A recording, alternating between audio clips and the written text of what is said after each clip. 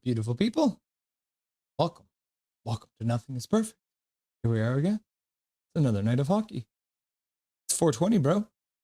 It's 420. What the heck is that? I guess it's not 420 our Montreal time, but it's 420 BC time. Oh, yeah. I'm Russell Holiday. This is Nothing is Perfect. And here we are watching the game one of the road trip. A very long road trip. The Vancouver Canucks versus the Montreal Canadiens. The Montreal Canadiens have been very hot lately, so we'll get into that a little bit. But start off where we always do. We're going to say hello to all you beautiful people who are right here watching and waiting for the game to get going. We're going to go through the stats that you want, but you don't really need. We're going to go through the Canucks lineup, which literally just changed right now. So I don't have the proper one. So we're gonna improvise, you know. Sometimes that happens. And then during the first intermission, we're gonna have Dustin Boydell back. He'll be coming in for the Rusty and Dusty Sideshow. We're gonna talk about the game. We're gonna talk about the World Junior Championships, which just finished up, Willander in general. And then a couple other things to update you on the Abbey Canucks. So it should be fun with Dustin. During the second intermission, get our latest edition of KungFoot Best of Sevens between me and the King of the Mods, Drew Richards. So we'll see if he can finally pull off a win. I forgot I have this. There's one stat I wanted to show you guys. Maybe I can even load it in right now. Let's see if I can do that live. Because, you know, chaos. Let's see here. I know I saved it here somewhere.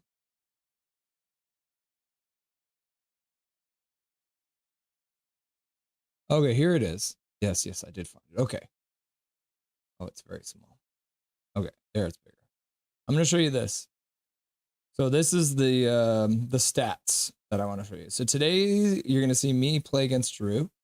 He is playing as the ninja character, and I am playing as the slappy character.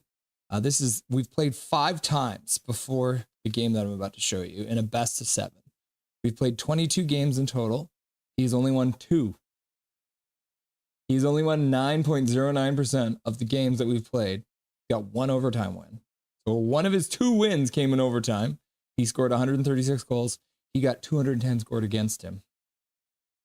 That's an average of 6.18 per game and an average of 9.55 against. Almost 10 goals against per game. So Drew, in his 6th attempt to beat me as Ninja versus Slappy, that's what you're going to see today. That's what you're going to see today. And then in another last minute, the lineup just changed. Another last minute edition, Big Hog Hockey live. We even keep your eye on the screen because he did bring. Remember the painting I showed you of Big Hog?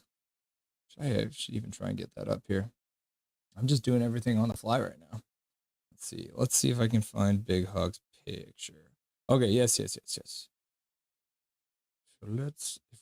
can we save image? And let's save this. Yeah, download this fine. Big Hog view. I'll show you this one. And then let's see if I can find the painting. Yeah. Okay. Let's save this one too. Big Hog painting. Okay. So I'll show you guys these.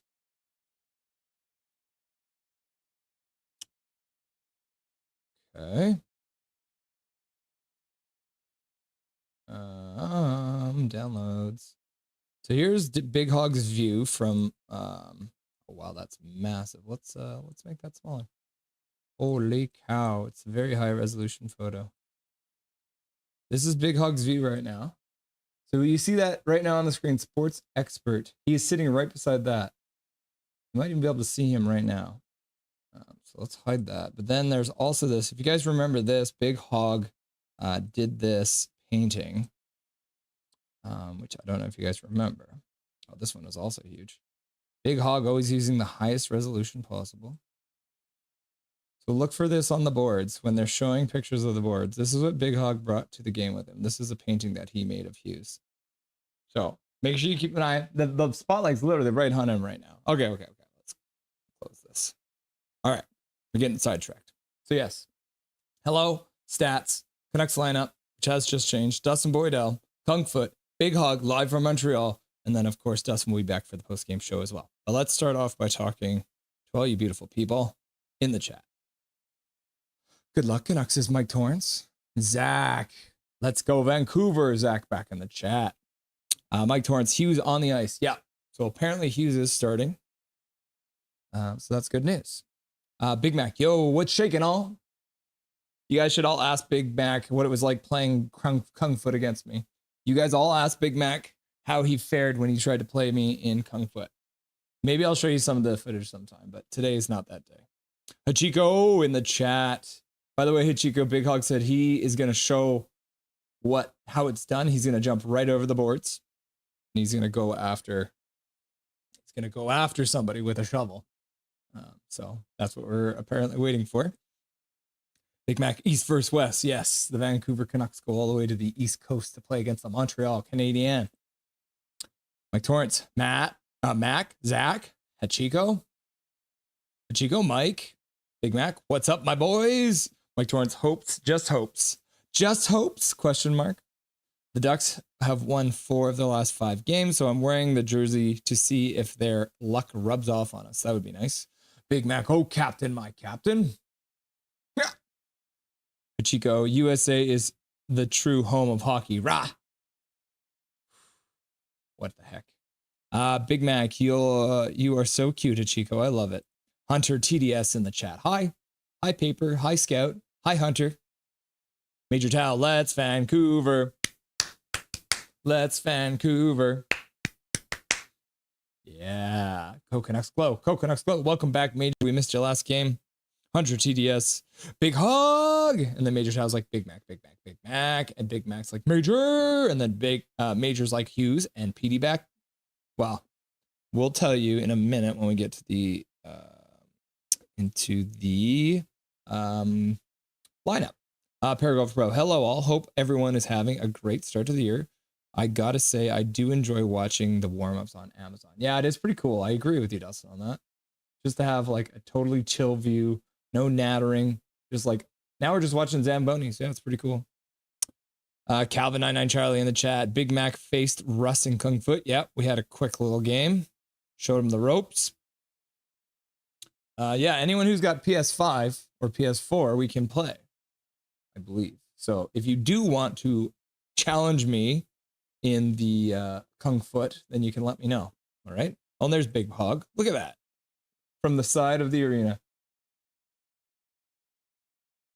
And then Gary Wiseman, the funniest man in chat, joining. Welcome, Gary. Nice to have you. Nice to have you. Okay, let's hop over to the stats that you want, but you don't really need. The Vancouver Canucks record. Oh my goodness, what am I doing? The Vancouver Canucks record on Mondays. Not great. 131 and 153. And they're a minus 59. So that actually is not as bad as some of it, because remember, they have some worse stats than this. So they've played 317 times. They've won 131. So not the worst in the world that I've seen, but not great either. Shots on goal, 30. Yep. Save percentage, just under 90. Not terrible. Power play, not great. January 6th record. The Canucks have played 22 times on January the 6th. They're 11-9, which sounds great.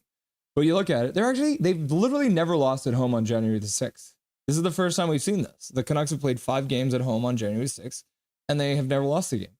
Unfortunately, they're not playing at home. They are playing on the away. They're playing in Montreal. They're 6-9 when playing on January the 6th on the road. If you're looking at the Canucks versus the Canadiens, this one's a rough one. The Canadiens were, a pretty good team for a lot of years. The Canucks are not great. They are 40-91 overall against the Montreal Canadiens, 24-42 at home. Oh my goodness. This might be one of their worst.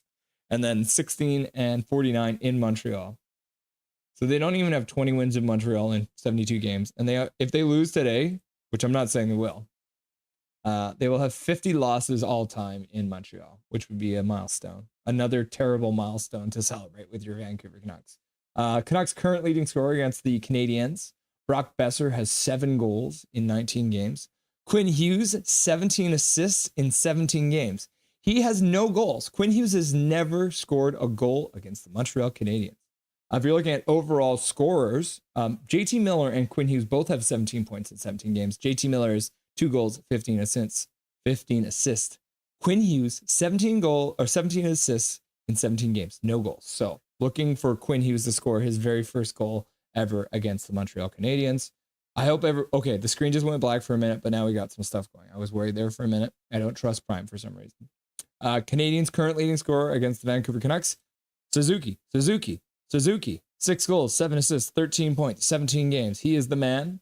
There's a couple other guys, obviously, like I said, who are above him in the overall standings of that. But currently playing for the Canadiens, Suzuki has 6 goals, 7 assists, 17 games. And then here's the thumbnail. Montreal versus Vancouver, 7:30 Eastern. JT Miller, 5 points in his last 5 games. Cole Caulfield, 4 points in his last 5 games. Caulfield, that's all goals. 4 goals in his last 5 games. That's good. Brock Besser also has 4 goals in his last 5 games. JT Miller, all assists. So Brock Besser's got all goals. JT Miller's got all assists. It's a good thing. It's like they're playing on a line together or something. And then Nick Suzuki, the man we just talked about, has 3 assists in his last 5 games. First game of the year between the Canucks and the Canadiens. They play again in March, so it's going to be quite a delay between the next one. If we're looking at the stats, the Vancouver Canucks are now 14th, so they've slid a little bit in both of these categories. 22%, 81%, 14 to 13th. Montreal, a little bit behind them on the power play, 17th at 21%. And then 82.4% gives them the top 10 in the league, where the Canucks were before. The Canucks are 18th, almost dead middle, 50% on the faceoff. The Montreal Canadiens are 49% overall at 21st. And then we're looking at goals for, goals against. These teams are not great on either of them. The Canucks are kind of middle of the pack with just over 3 goals a game. Montreal just under 3 goals per game. And then giving up goals, the Canucks have given up just over 3 goals per game. And then the Montreal Canadiens have given up quite a bit. So they're 26th. That's probably one of their worst stats so far. This is where we got to be a little scared. The Montreal Canadiens are 7-3 in their last 10 games. The Vancouver Canucks are 3-4-3. So they're pretty much 500 with a whole bunch of overtime losses, shootout, win there, overtime. So they've lost 3 overtime games and they have 4 regulation losses and only 3 wins. So we're hoping that improves tonight. We'll see. Back to the bar. Okay. Actually, I might just skip the usual. No. I'll verbalize it. I was gonna skip the lineup, but let's just show you. I'll just tell you on the fly what's changed. Offense.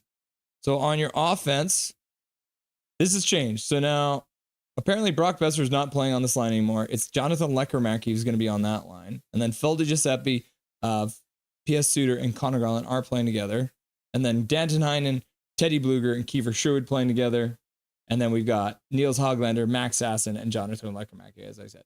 Now, this has just changed, and it might even change even more, because you never know. Because there's chaos happening with Pettersson being a maybe, Quinn Hughes being a maybe. But let's hop over to the defense, because that is a little bit more certain than I think. But you never know. As I said, the lineup is a bit of chaos today. Quinn Hughes back in the lineup. Tyler Myers on his wing, I guess on his side. And then you got Soucy and Juleson together again. And then on the bottom pair, you got the big boys. You got Derek Forbort, Vincent Desharnais playing together. And then Mr. Kevin Lankinen starting in goal for us today, which you'd love to see. The Blankinen is back. You'll love to see it. Let's get rid of that. Okay, let's hop back and chat. Major Tau, he brought his snow shovel. Wonder how did he sneak that back in there? Big Mac. Just Hughes, I believe. Great seat, says Major Tau. What, Big Hog is there? Yes. Big Hog is there, yeah. Okay, awesome. We'll take Hughes. At Big Hog Hockey at the game. Yep. Major Tau, Dusty, Calvin, says Mike Torrance. Paragolfer Pro, and then he gives like all the emojis, 8 balls and parties and wheelchairs and hang loose and cheers. Well, here, Too Evil. The first sip of the day. Tasty. Oh, what the heck? The defensive lines came back up for some reason. Dusty, Gary. I sucked, but it was a blast. No, you didn't suck. You did your best, man. And the main thing is you did have fun. Hachiko, Dakota on IR. Yes, so that is one of the changes.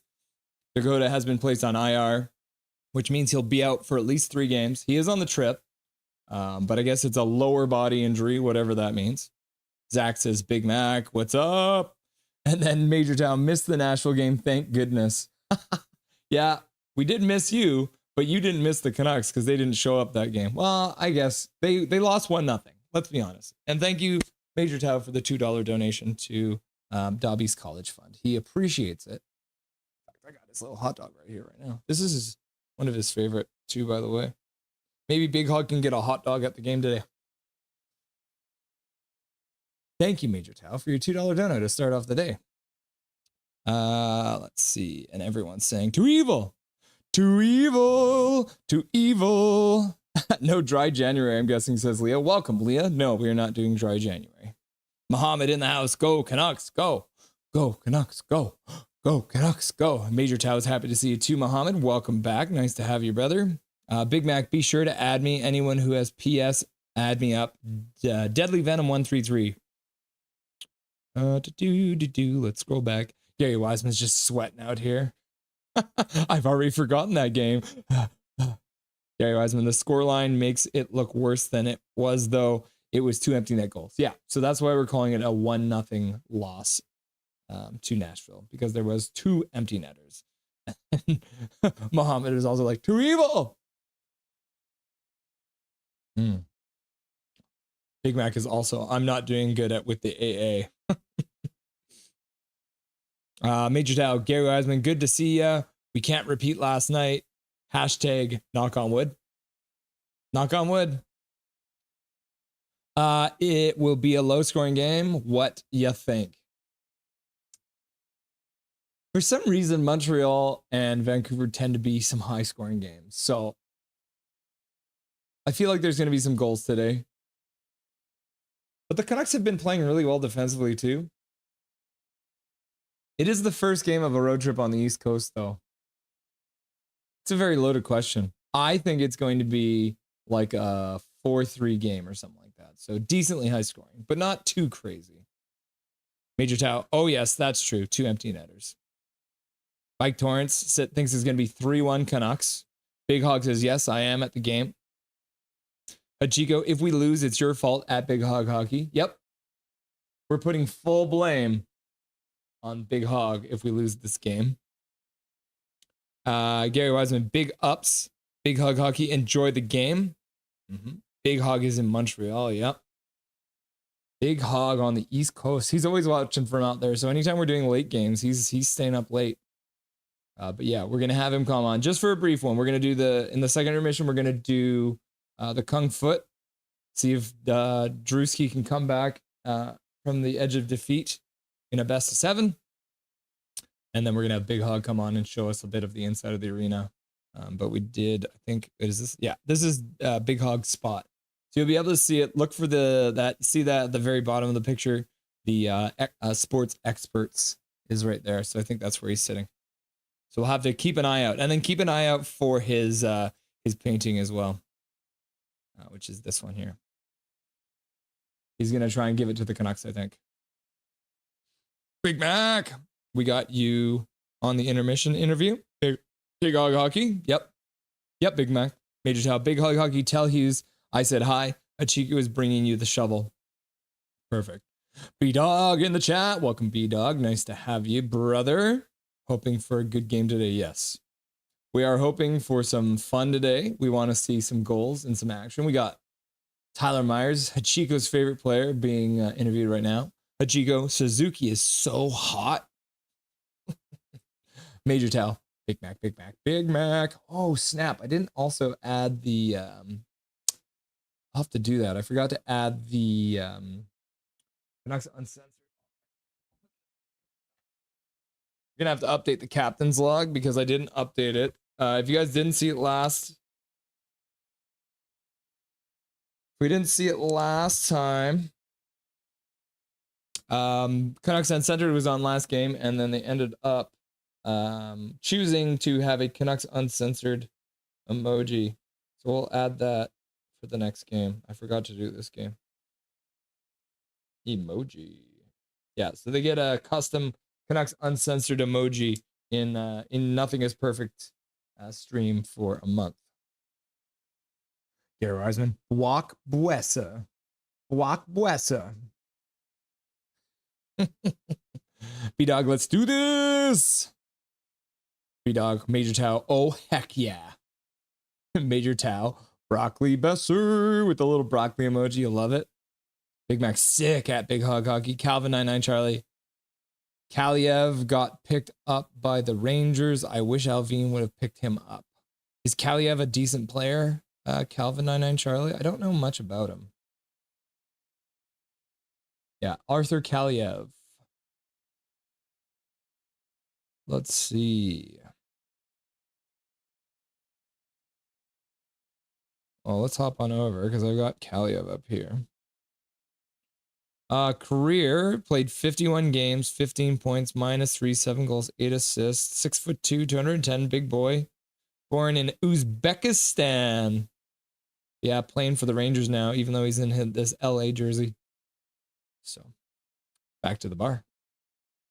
Actually, I'm going to quickly look up Brendan Batchelor's Twitter because I want to confirm the lineup for you kids before we get into this too, because he usually tweets it. Okay, yeah, here we go. So it's not even like it's changed again. It keeps on changing. So this is the lineup now. So we've got DeBrusk, Suter, and Garland playing together on the top line. We got Lecker-Mackey, Miller, and Besser playing together. We got Phil DiGiuseppe with Bluger and Sherwood. And then we've got Hoglander, Sasson, and Heinen, Hughes, and Myers playing together, Susie and Juleson. So yeah, we got the D pairs and all that right, but the forward lines are a bit of a jumbled mess. So we'll see if this even sticks together moving into the game, because you never know. Back to the bar.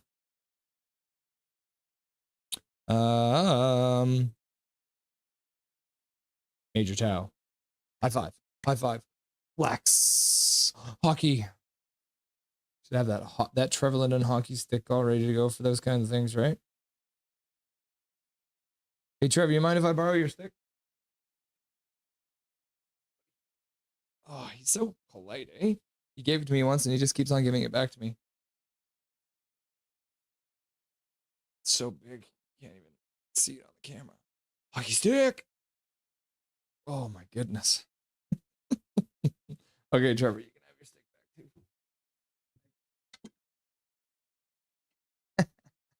back too. You know he appreciates it. Big hug. The guy I'm sitting next to looks like Brendan Batchelor. Can you imagine? Are you sitting in the press box? Dude.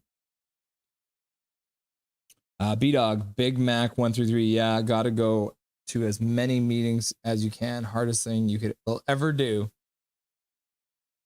Big Mac 1 through 3. 5 to 6 a game. Not sure for who. Gary Wiseman, seems Burrows isn't behind the bench anymore. Yeah, I think when they brought in Martin Saint-Louis, he isn't there anymore. Maybe he's up in the well, let's look it up. Alex Burrows. What is he currently doing? Well, let's show you. I'm on his Wikipedia right now. Ball hockey, career statistics, personal life. Where's his coaching? Post-playing career.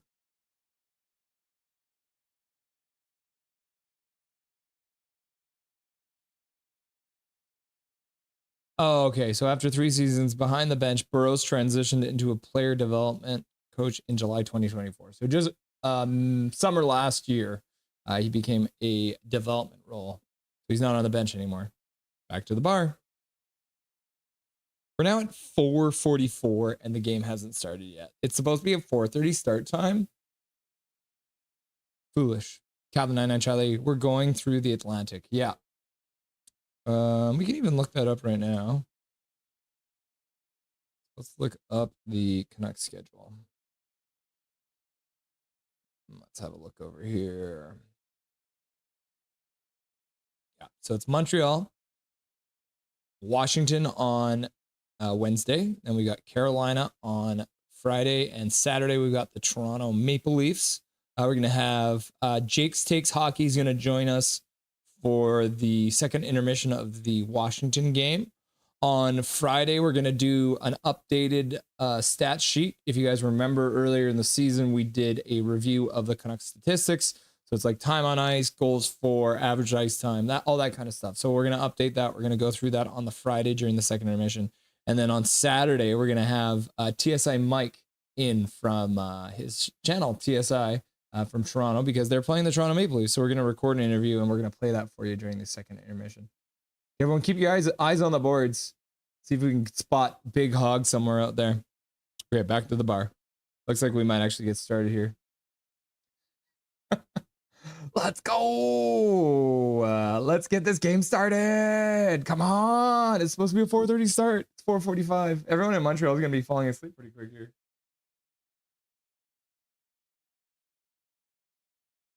When Hughes back on the ice, you'll love to see it. Major Town, 9-1 Canucks, Besser, Hughes, and Lankinen all with Hatties. Big Mac, I quite like it. I like going. I just have a hard time not drinking, which makes me feel bad around people that have such sobriety.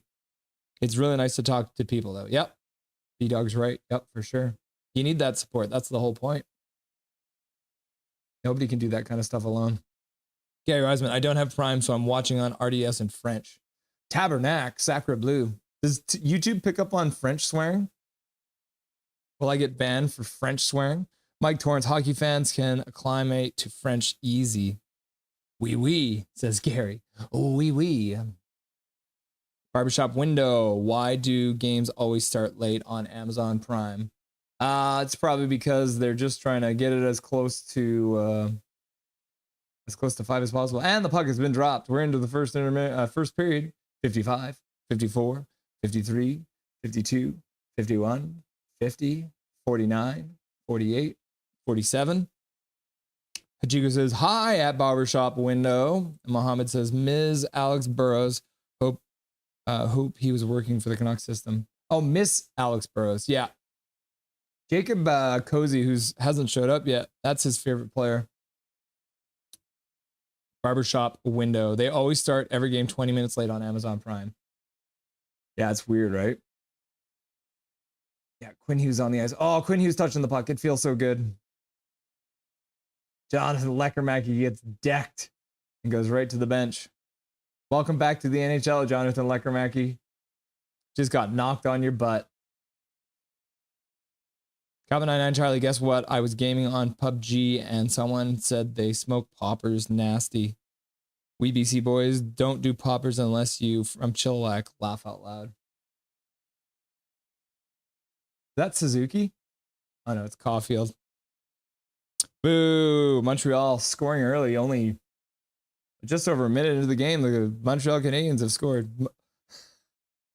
Go Leafs. Zach. Actually, Abby has a good system going. Yeah, they really do, but they've been playing badly lately. And we'll get you guys all updated on the Abby Canucks in the first intermission with Dustin, because they've had 2 games since we last chat.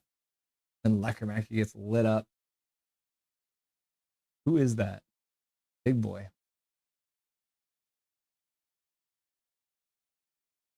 Caulfield alone in the slot, gets a shot off, blows it past Lankinen. Desharnais not able to block it, and he ends up just screening Lankinen probably. Unfortunate. Not the start. Well, I guess it is the start they wanted, right? Mohammed, my ex, was named Abby, and it was an okay system. Laugh out loud. But I hate Amazon Prime. Worst partnership ever. Sounds like Calvin 99 Charlie might have had the worst partnership ever. Swear jar. Did I swear? Oh no, did I swear? Uh-oh. I don't even remember. It's gotten so bad. Huge hit. Yeah. Disagree. Barbershop. Great video quality. I dislike the sale of the different games to different streaming sites, which makes us require more subscriptions. True. Yeah. Actually, the quality is pretty good. And I don't mind the broadcast team either. I was a little worried I wouldn't like them, but I still like, obviously, John Shorthouse the best. Hoglander shoots the puck wide.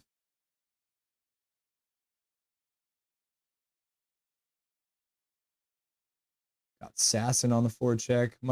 Tyler Myers puts it up to Hoglander. Hoglander leaves it for Max Sasson, who skates into the corner, puts it around for Hoglander to the other corner, comes all the way out to the blue line. Nobody's there. And Desharnais will collect the puck at center. Swear jar. Posterized. Goal, says Big Shop barbershop, words, barbershop window, poppers, and mall hoots all day. I don't know what any of these are. And Major's like, boo. And Zach's like, boo. And then Calvin's like, rip. No, remember, everyone. Remember. The Canucks need to get scored on first. Oh, speak of the devil. Jacob, I was just talking about you and how Alex Burrows is your favorite player. So welcome, Jacob. It's an early game, but you're here now. And that's all that really matters. Alex Burrows is not on the bench anymore. If you wanted to see him, Jacob, he is now a development coach, which we found out. Gary Wiseman, a goal by a French team should only count as half. Tabernacle. B-Dog using his best French. Le bout.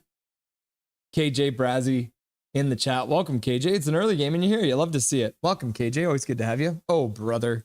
Laugh out loud. Demko in net. I wasn't paying attention. Laugh out loud. No, it's Lankinen is in net. But I'm going to say he was screened pretty badly on that one. So we're going to blame Desharnais for that rather than blaming Lankinen. Canucks have a shot, so that's good. Sherwood dumps it into the Montreal zone, but not very deep. Matheson gets hit by Sherwood. Gives up the puck to Tyler Myers at center ice. Canucks have to touch up. Canucks on a passive forecheck. Probably getting a change right now. Got Garland and DeBrusque on the forecheck. Montreal standing behind their own net. Sportsnet needs 4K like Prime. Agreed, Brazy. KJ. Yo. Demko is hurt. He's got back spasms. Barbershop. What game was it? What game did he get hurt in? It was the first game of their half and half. It was the one before. It was the one before the Nashville game. He got hurt. He got hurt against Seattle. He got slew-footed and then fell onto his butt, and that gave him back spasms. So he hasn't been back since. So Shelovs is on the bench for the Canucks right now. I miss chat. Hi, Jacob. Welcome back, brother. Hachiko, I've seen enough. Already flips it over. Just like that. Hachiko is cheering for the Montreal Canadiens. That was a quick one. We got scored on already. Juleson hit the back of Demmer's leg and took him to the lockers. Yep. Yeah, Juleson ran into Demko.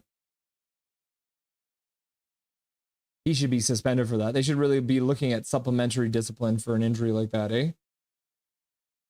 See how Lekermacki does here, because he hasn't been playing in the NHL for the last while. He's been down in the A. Calvin 9 Charlie. Oh shit. My bad. Forgot about the glass legs. Canucks get the puck down low. Lekermacki collects it, chops it over to Miller. Miller skates up to the half boards. Garland leaves it for Juleson at the point, who gets a shot on. Miller chops it towards the net. Lekermacki behind the net. Manages to battle for the puck. Miller comes in to support and gets the puck. Can't quite get it. Besser comes in now and also can't get the puck, which is all the way down the ice. Juleson getting leaned into and knocked down.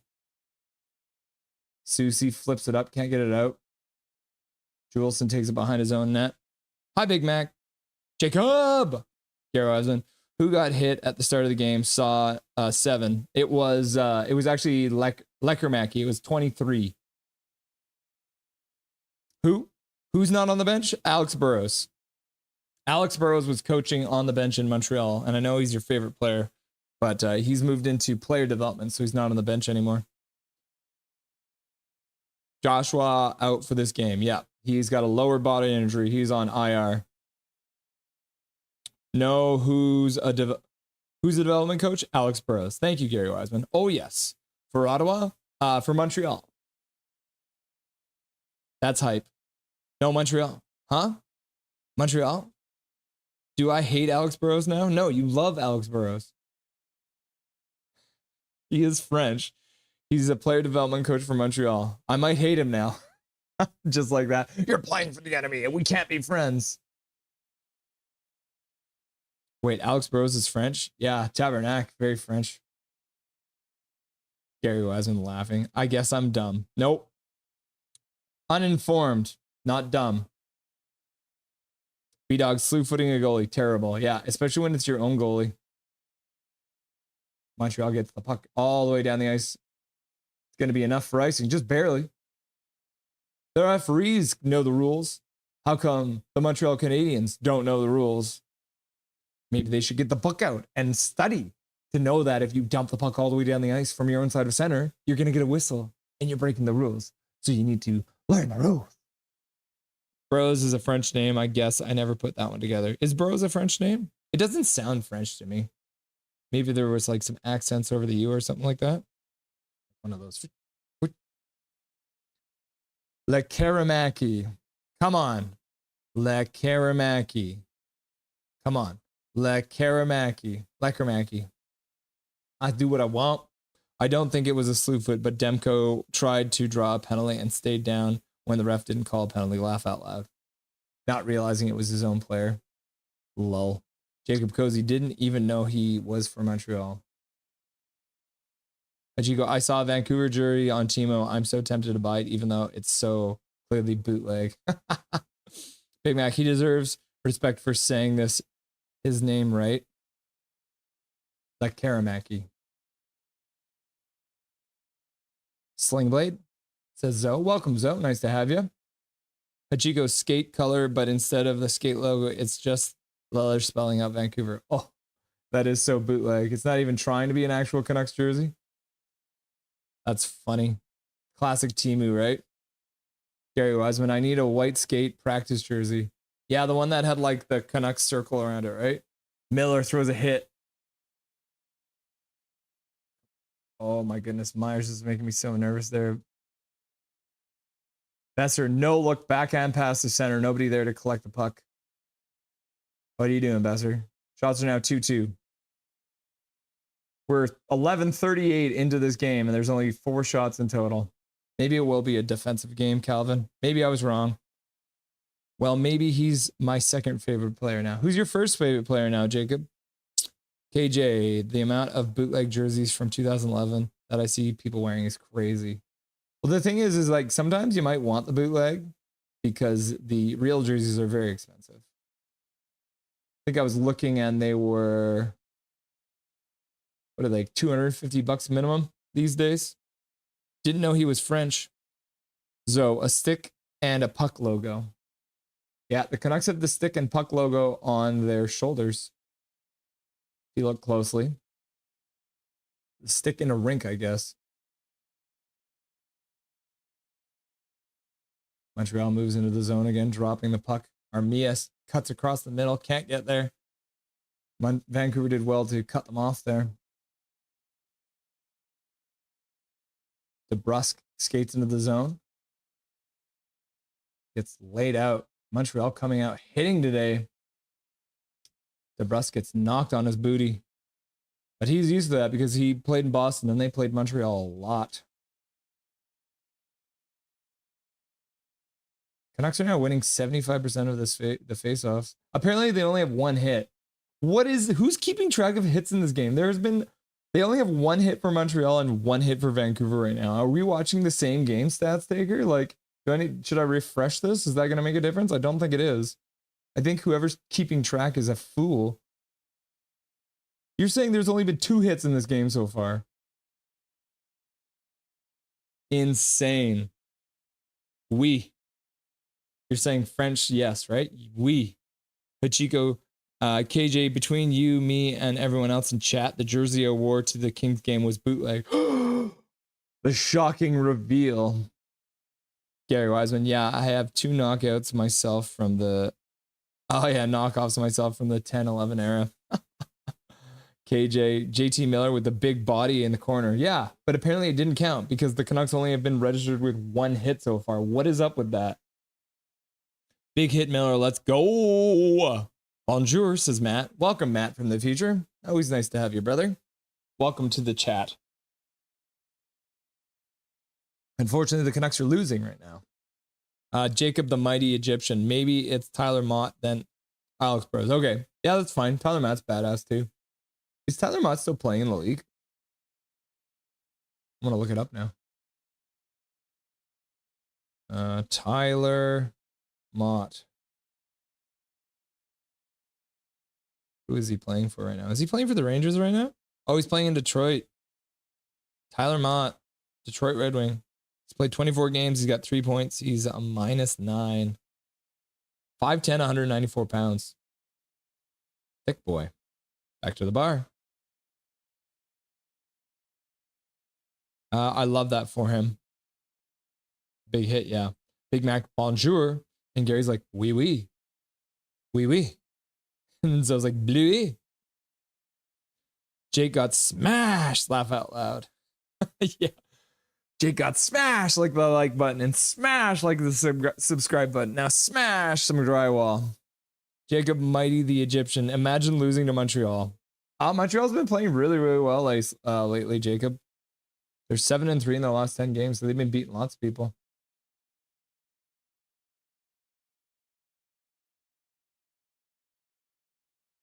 Yeah, I still can't believe they literally only have 1 hit each. Stat figures. Big Mac, does anyone here have a problem with someone making a jersey they can't buy? Is that a bad thing? Honest question. No. You wear whatever you want. You cut your hair however you want. You wear whatever jersey you want. We don't care.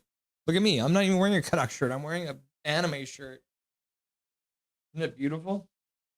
Who hasn't seen Demon Slayer? You guys got to go watch Demon Slayer. It's very bloody. You don't have to imagine today. Russ has a bluey named Dobby. Oh, but it's chien. C'est un chien. C'est un chien. Dobby et chien. That's French, guys. It's real French. Like, can I make a King Richard Berger jersey? Yes. A Chico? Absolutely. Hoglander in the corner. Got Hughes over to Miller, who scores! Hoglander in the house. Hoglander on the score sheet. Pass across. JT Miller rips it in past Montembeault. The Vancouver Canucks have tied the game 1-1. You love to see it. See? Look at that. Good things come to those who wait. Quinn Hughes pinching down. Hoglander's like, nah, bro, I got this. And JT Miller just slaps it in, one times it past the Montreal goaltender, fading to the middle. Beautiful. What a shot, JT Miller. Good to see him get that monkey off his back. His first game in like 2 months or something like that. Hoglander also getting another assist. So Hoglander getting a couple of assists in his last 2 games. So starting to heat up a little bit. You love to see it. Boom, says Big Mac. Hunter, go, go, go, go. Mike Norris, woohoo. And then B-Dog's like, brung big hog. And then Zoe's like, Sheehan. And then Hunter's like, goal. And then Zach's like, goal, goal, goal. And then Calvin 99 Charlie's like, goal. Trevor Linden, goal. Trevor Linden, goal. Trevor Linden, goal. Trevor Linden. And KJ's like, JT Miller, JT Miller. And B-Dog's like, goal. Big Mac, I just started watching One Piece live action. I want to watch anime now. Yeah. Demon Slayer, man. Canucks score, says Mohammed. Big Mac's like, Big Mac, Big Mac, Big Mac, Big Mac. And then Zoe's like, thank you, Miller. Yes, thank you, JT Miller, for tying the game. I think the stats are absolutely whacked right now. Because it still only says 2 shots apiece. Like, the Canucks just scored. How can they have scored if they already had 2 shots? Like, nothing really is making sense right now. I'm very confused. And then I think Calvin's trying to censor himself. That boy JT Fucking Miller. Let's fucking go. See, I said fucking, so it doesn't count, right? Thank you for the $2 dono, Calvin 99 Charlie. We appreciate you. Dobby will be very happy with that. Dobby gets a treat. Dobby gets $2 for his college fund. Wow, didn't know he could score. Yeah, it's been a while. Yeah, it's been a while. David W, tie game. It's been looking like Habs would eventually run away with the game given the number of quality scoring chances they've had. Giving up too early again, David. You're giving up too early on our boys. Drew Richards. Hey, all you filthy animals. Welcome, King of the Mods, Drew Richards. Drew's here because he wants to see himself battle against me.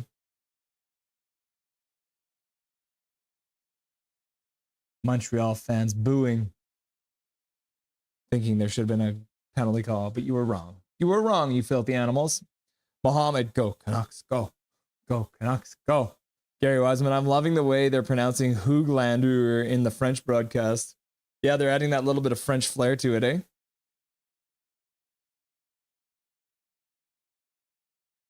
Want to know something cool?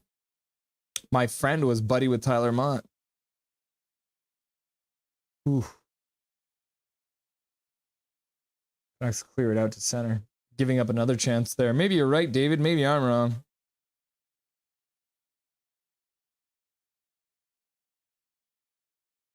Matheson directs it over the boards. Montreal has a lot of good hits. Yeah, apparently they've only had 2 hits, and the Canucks have had 3. So who knows, man? Are hits the most like... Oh my God! Major Tau coming in with the gifted membership. It actually worked. Josh Boma getting the free membership from Major Tau. Thank you, Major Tau. I guess he was away from the phone, and now he's like, goal, goal, goal, goal, goal, goal, and he celebrates it with a gifted membership going to Josh Boma. Welcome. Welcome, Josh Boma. You just got a free gifted membership. And Hachiko has also changed their image. Now it's JT Miller, I believe. Yeah. So Hachiko has gotten back on the Canucks bandwagon, everyone. We've got Hachiko back. Drew Richards like, go, go, go, go, go, go, go. And KJ says, I can see JT has more energy this game. Yeah, I mean, that's the thing with a guy like JT is sometimes it feels like he's a little bit tired in the second half of back-to-backs, right?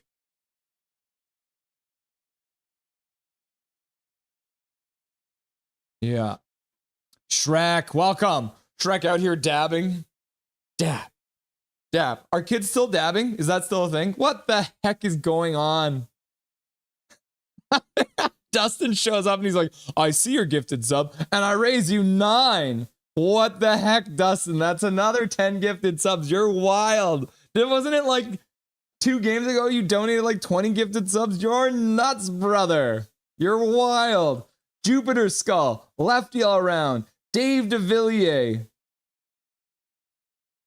Adrenica. Welcome back, Adrenica. I haven't seen you say anything yet, but you just got a free gifted membership from Dustin Boydell. KJ Brazy getting one. Milosh getting one. BC Bourne getting one. Ramji getting one. Calvin99 Charlie saying, where's Calvin99 Charlie? He's going to say he got a free gifted sub, but he doesn't because he's already a member. Let's count these. Let's see if we got them. 1, 2, 3, 4, 5, 6, 7, 8, 9. I think that's 9. 9 of them went out. So if you are currently in chat and you have not turned on your ability to receive gifted memberships, make sure you go and turn that on. Because if you go into your settings right now and turn on your ability to be gifted a membership, you will get a free membership right now, because there's one just sitting there waiting to be claimed, everyone. Jupiter Skull, Lefty all around, Dave DeVilliers from watching from South Africa, Adrenica back. Hopefully your parlays are going good, sir. Brazy getting one, KJ, Milosh, and then Snicker Snatcher, BC Bourne, Ramji. I think that's all of them. My goodness, Dustin, you're a wild man. Look at that. Dustin Boydell trying to take over the Santa Claus title. KJ!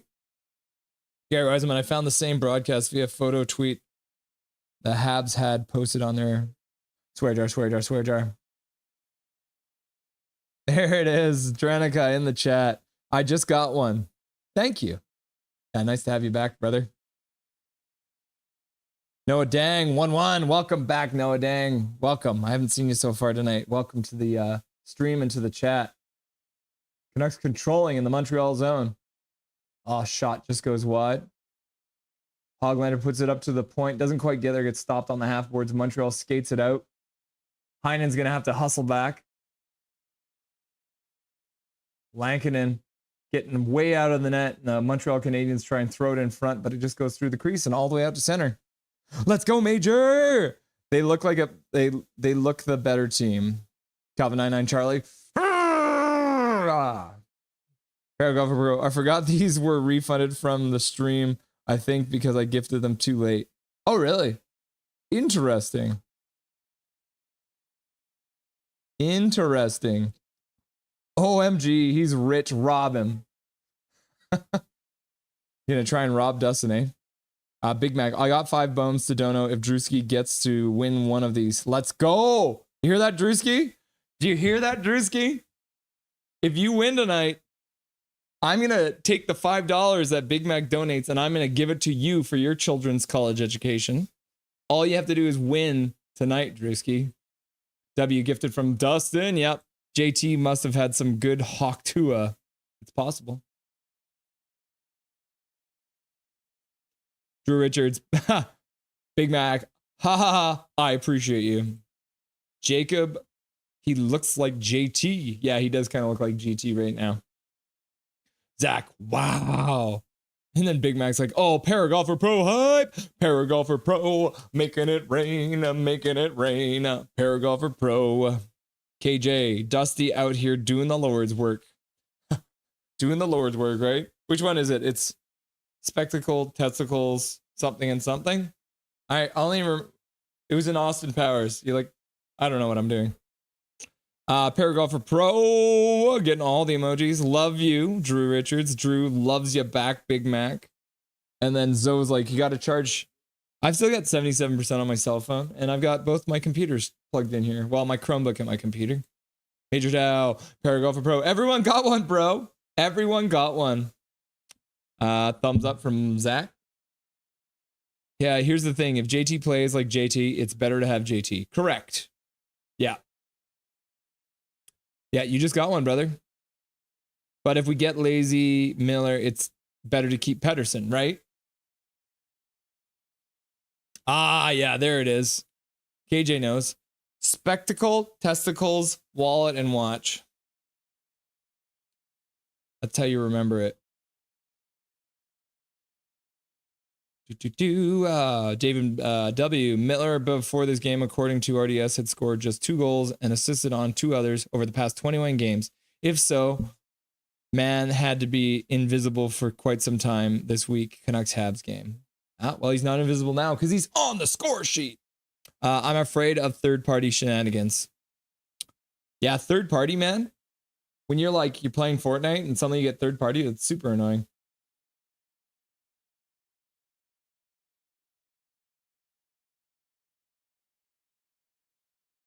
At Drenica. David hit 2 goals are both empty. His 2 goals are both empty nets. Yeah.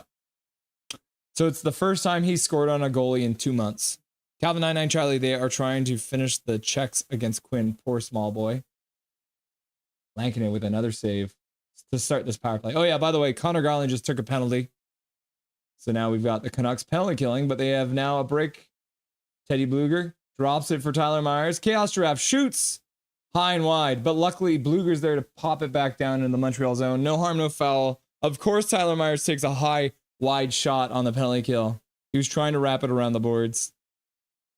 Jacob's just laughing his face off. Jacob, did you switch your name, bro? Yes. This has always been my name. Lies! We all know what your old last name was, but I'm not going to say it. Rubbish ref. Yeah, I didn't like that call either. They just kind of got tangled up. Sherwood on the forecheck, causing the Montreal Canadiens fits.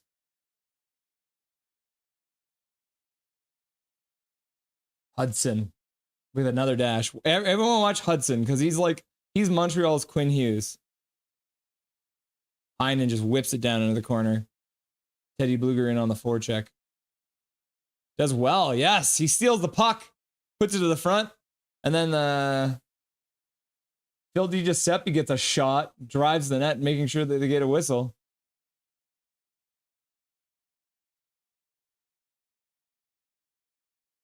Good penalty killing there. When you're playing, spending more time in the offensive zone than in offensive zone instead of the defensive zone, that's good to see on the penalty kill. David W. Jacob, not a great stretch of games for JT. No. Just in code. Yeah, he got deported from Canada and got asylum in Egypt. I've always been Egyptian. I got 1 month badge. Yes, you did, Brazy. KJ with the 1 on the loyalty badge there. Gary. 4-2 shots on goal. The Habs in favor with RDS. Goal! Drewski. Give me the money instead. I'm the one with the loans. Yeah. So Hachiko, I just watched a video. The gift was from Dustin. So it'll be Adrenica. It's oh my goodness, that one just went high.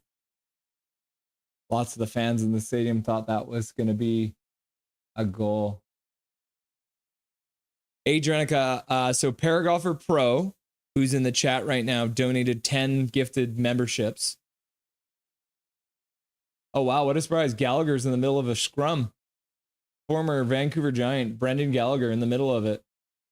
You're gonna see a lot of that. Yeah, so his name's Dustin. He's the guy who comes on during the first intermissions to chat. So he just gifted you a membership. So you can now use all the custom emojis. And you will probably, yeah, you will be around if you want. We'll have our members only chat coming up later this month. So you'll be able to join that as well. Calvin 99 Charlie, that wasn't a penalty against Desharnais, was it? No, it wasn't. That wasn't the penalty. It was on Garland. We got 2 minutes and 14 seconds left to go in the first period. Still low shots, 5-3. Pandora's gift. Noah Dang, 100%. Paragolfer Pro. Major Tau following your lead. Paragolfer, who's your favorite player, says Jacob. Lazy Miller sounds like a river. The lazy river. The lazy Miller River. Another blind backhand pass from Brock Besser. He's feeling the blind backhand passes today, I guess. Garland throws a hit. Throws another hit. Loses his stick. Montreal gets the puck out. Quinn Hughes collects it and takes out 2 Montreal Canadiens. Then JT Miller skates into the zone and can't get the puck though. Paragolfer Pro, I'm with you, bro. I'm more slow and steady. You like to come in with a shovel. Yep. Who's your favorite player ever, says Jacob to Dustin. Miller playing with better energy in front of the captain. Yeah. Something tells me that, oh man, that pass across to Heinen just went past and could have had a good chance there. Canucks don't get a shot off the play. Juleson does a good hit on the side there. Canucks carried out. Sasson on the forecheck. Grabs the puck. Tries to go short side. Juleson keeps. Can't get it to keep though. Montreal carries it out. Got 1 minute left to go in this first period. 1-1. Good forecheck. Yep. It's weird. They have a good forecheck right now. Isn't that weird? KJ Bradley, now just 39 seconds to go on the PK. Okay, we're behind. Nah, I was just in Canada. So tell me, what was the gift from you? It is a membership. So you see beside your name now, Dronica, there's a little 0 symbol there. So now you are able to use, if you look in the chat, there's a little happy face that says add emotes, and you'll actually have some of the nothing is perfect emotes that you can use. So I'll show you all the ones that you're seeing where people are putting in these kinds of things. These are all the ones that you can use, brother.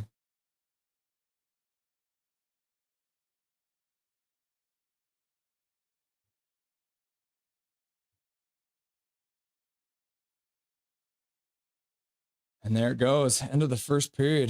That was a very quick moving period. Because we started at like 4:45 and it's only 5:20 and we're already through the first period. Dranica says, thank you, Dustin. What's on in the second intermission? We're going to have our latest edition of KungFoot of Drewski versus Rusty. And then we're going to have Big Hog joining us live from Montreal for the end of the intermission. Leo Herring, he plans to retire. It's a trick. It's a trick.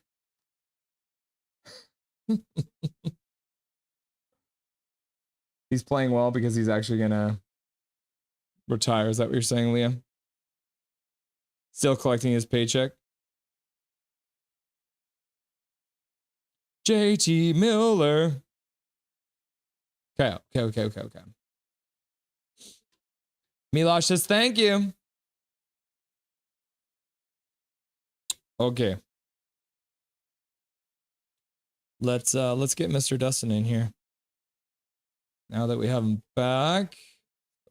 this.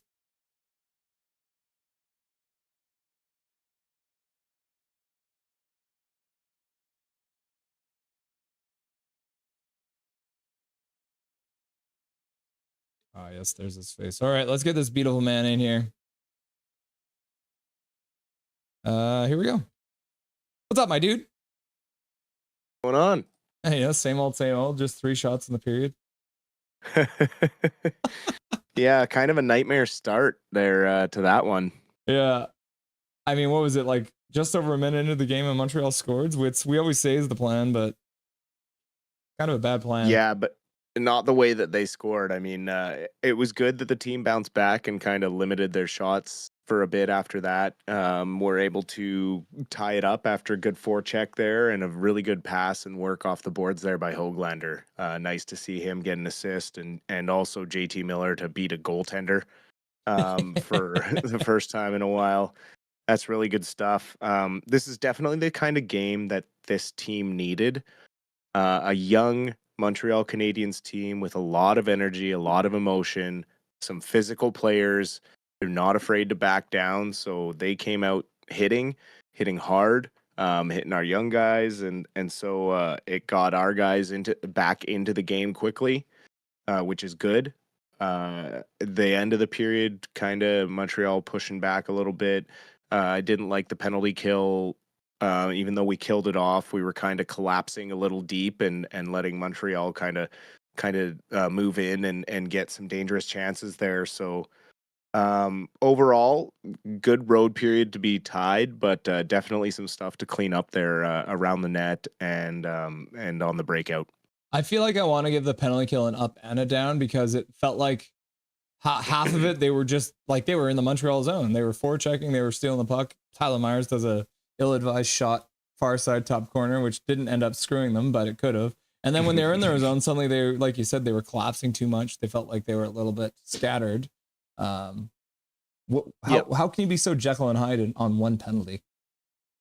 I think it's just you get set up in their end, killing some minutes off, and then when they rush back in and you have to come back as well and set up, you are a little bit tired. And also the way the Canadians move the puck around, you really got to be moving quick, and it started to collapse us down as the Canadians moved forward deeper into the zone, and you got to be careful with that because when they're moving the puck around quick like that, you start to collapse trying to take away those cross seam passes. But then what you do is you leave the slot open or the blue line open for some big shots. So you gotta be aware of what's happening, but definitely they will probably be talked to about that in the intermission about collapsing too much. But overall, obviously a good kill. When you don't give up a power play or a power play goal against, but definitely some things that could have led to a goal there. The call itself even was a little, because they called it a slash, but it was like the stick got tangled up in the guy's legs, but they're calling that a slash. Like, what's the deal with that? Yeah, it just kind of looked like a puck battle that you see about 10 times a game. Puck coming up the boards, a forward trying to work against the defenseman to get the puck, and so it was a little unusual for me to see that one get called. We've been seeing a shift in the officiating in the NHL where more of those battle plays are getting called and a lot of cross checks are getting called. There was one the other day in an Ottawa Senators game that was just an atrocious one as well, where it was just a little shove and they called it a cross check. So I don't know where this mandate has come from, but clearly they've been told to start calling things a little differently, and it's leading to obviously some frustration as fans when you see things that we're not accustomed to from a game that's supposed to be physical and a contact sport. Lekermacki, what'd you think of him so far? Because I feel like he got pretty limited. Like he only played under 4 minutes. I think it looks like they've taken him off the top line already. What did you think? Obviously, he took a big hit to start. I mean, probably just getting his feet wet again at this NHL pace. Yeah, I think he might have maybe got his bell rung a little bit. He might have lost some wind. He got smoked there right in the chest. just a good, clean, open ice hit on a young guy who's not accustomed to that. So it might have just been he needed a little breather, and then that in turn shuffled the lines up a little bit. So we'll see what happens coming into the second period here, but I don't foresee him. He didn't really do anything to deserve getting demoted. There was too short a duration in the period for that to happen, so I think it was more an issue of he got rocked and maybe just needed a few minutes, which caused a shuffle in the lineup. But that remains to be seen. We'll see what happens coming out in the second period if he's back with Miller and Bess, or if he's moved down the line. Well, and then Hoglander too. I felt like in the moment I was like, why are you not deferring to Hughes? Because Hughes is back and you're not giving him the puck. And he kept the puck and he gave it to JT Miller and it goes back in the net. So even though he hasn't been scoring, that's a couple of assists for him in the last couple. Well, not last game because they got shut out, but the game before he got the assist. And he's starting to, get some points on the board, not necessarily goals, but it's nice to see him contributing on the score sheet in some fashion. Yeah, and with contributing comes confidence, and the goals are coming. He's getting close. He's had some real good chances, and getting those assists, it means you're helping your team. So that takes a little bit of the weight off your shoulders. And so he just needs one to go through, get the monkey off the back, and then I'm sure he will be showing us more of the Hoglander we saw last year. He's been working his butt off, trying to stay out of the doghouse, doing all the right things, and he's getting closer and closer every game, which is really nice to see. Before we move on to Willander, I did want to ask you, because Jacob was asking who your favorite player of all time was, and I don't know if we got an answer from you on that one. My favorite player of all time. So for me, as a young kid, the player that got me hooked on the Canucks was Pavel Bure. But then obviously going through your times as a Canucks fan, it changes and that. But of all time, it's my boy Kevin Bieksa. I've always loved the style of hockey he played growing up as a defenseman, playing minor hockey as a defenseman, and then playing men's hockey, playing the blue line. I just loved the way he approached the game. I loved the type of teammate that he was, and so he just always was a huge role model for me. So he's always been my favorite. Cool. Tom Willander, World Junior Champions over. Unfortunately, Sweden doesn't end up even getting a medal. Let's talk about first his overall play through the tournament, and then let's talk about the controversy around the penalty that was taken in overtime. But let's start off with his play in general. What was the general consensus about Tom Willander through the World Junior Championship? I mean, he had the second most ice time of all players in the entire tournament. So that tells you he was doing all the right things defensively, and also finding ways to contribute offensively. He was fourth among defensemen for points in the tournament, which is great, especially when he's on a line with ASP there, who is racking him up as well. Of course, as you said, it didn't end the way Sweden wanted, not even medaling, but some very good signs of another elite defender in the prospect pool for the Canucks. To play that much ice time and to really help his team, it was really nice to see. So pretty much all the scouting that has been done on him and all the information we've been given, it was nice to see it in a short little, of course, tournament, but you get a better look at the growth of him as a player. Yeah, and then let's talk a little bit about the controversy of the penalty, because it was one of those calls where it's like, why was that a penalty? And then suddenly Sweden's down in overtime and they end up losing that game on the power play. Just another case of international reffing versus North American reffing, or what are your thoughts on it? Yeah, I think probably more of that. Obviously, there are some different stipulations within the rules where they get called a little differently than the NHL. You see it most of the time around the crease and things like that, and then there are some penalties that are a little bit different, but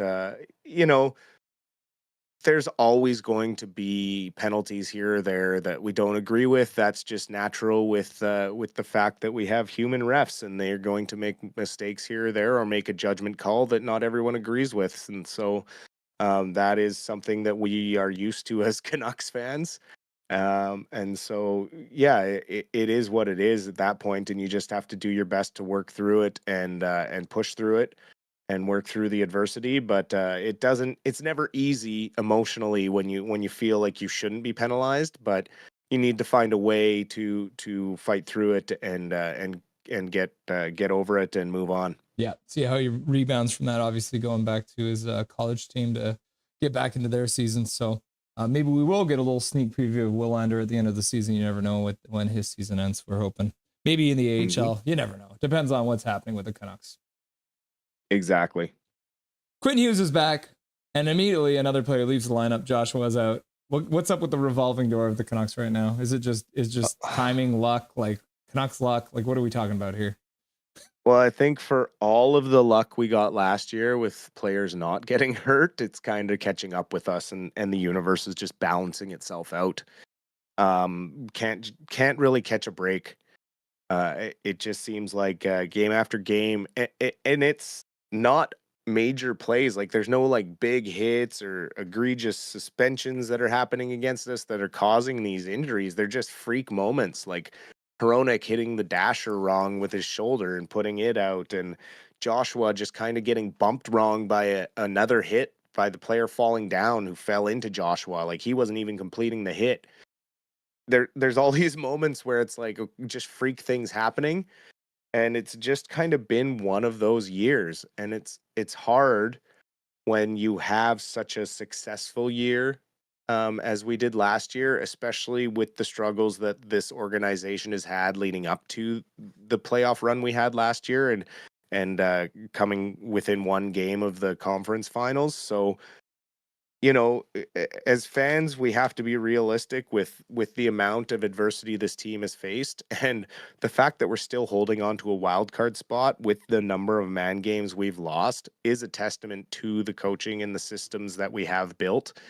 But that being said, it's still a little bit scary to be in the situation that we're in, because we obviously want to go on to be in the playoffs, and if all these players do get healthy late in the season, it could all be for naught if we're not in the picture. Yeah, I'm sick of injuries. I'm a 49ers fan as well. And for everyone who doesn't follow the NFL, my 49ers have, at one point, I think they had like $135 million in roster sitting on the sidelines injured. So it's been a rough year for my teams in general. So maybe it's me. Maybe I'm the problem. Taylor told me that I was the problem. So, So in that sense, then, so like you should get hats for every other team in the league and just wear them when you're streaming, and then something bad will happen for them instead of the Canucks. You can still be a Canucks fan and just call it like it is, but hey, universe, right? yeah, it's reverse psychology on Mother Nature, right? So it's a topic that won't go away, but I want to get your opinion on it because I don't think I've straight up asked you this. We're not going to talk about like the supposed controversy and the supposed drama and blah, blah, blah, but we've gotten to a point where even the GM is at this point says anything is possible. They're taking calls on Miller. They're taking calls on Petey. If you had to keep one of them today, which one are you keeping and which one are you trading? And let's just say, to make this situation easy, that this trade package we're getting back is reasonable for each one. Oh man. Okay, so then you have to trade Miller. Yeah. Like in the situation, just all cards on the table, you cannot trade a 26-year-old centerman that gets you 100 points. They don't freaking grow on trees. You just can't do it. If you're getting a good return for Miller, then yes, you got to pull the trigger. But there's so many extra factors that go into this. Of course, we're sick of talking about it, but the real answer is you can't really trade either of them and get fair value back. These guys are two of the best centermen in the league, and they are having a difficult year at the same time. If one of them was struggling and one of them was still performing at the top of their game, we wouldn't even be having this conversation, because the other player would be able to pick that player up. But they're both struggling at the same time and fighting through their own demons and fighting through their own things. And with all this outside noise saying that it's them hating each other and blah, blah, blah, or whatever, it makes it really difficult. But you can't trade away those two pieces, because what are you going to get back that can actually make your team better than it is right now with both of them on the team? At the end of the day, you really just got to sit these guys down in front of the media and say, look, there's nothing here. At the end of the day, yeah, they don't go home and hang out, but they are here for the common goal, and that is to win. They both have their own struggles, and they just need to sit down and do it together. Everyone just needs to do it together. Stop the one-on-one. The GM says some things, and then the coach says other things. At this point, it starts to feel like the organization is manipulating these two players into figuring it out. Before they actually are serious about trading them. Yeah, that's kind of what I'm thinking too, is that now the GM and the, Rutherford have stepped in and kind of said, okay, we're going to put stuff out there, because then if there is anything going on, which I don't think it's all that much of a thing, that I think it's blown out of proportion for what is actually going on. I think that they finally put that information out there to try and get them to actually sit down and deal with it.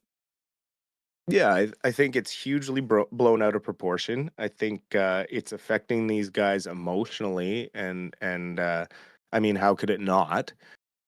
They both are winners at the core. I mean, they both work their butts off on and off the ice.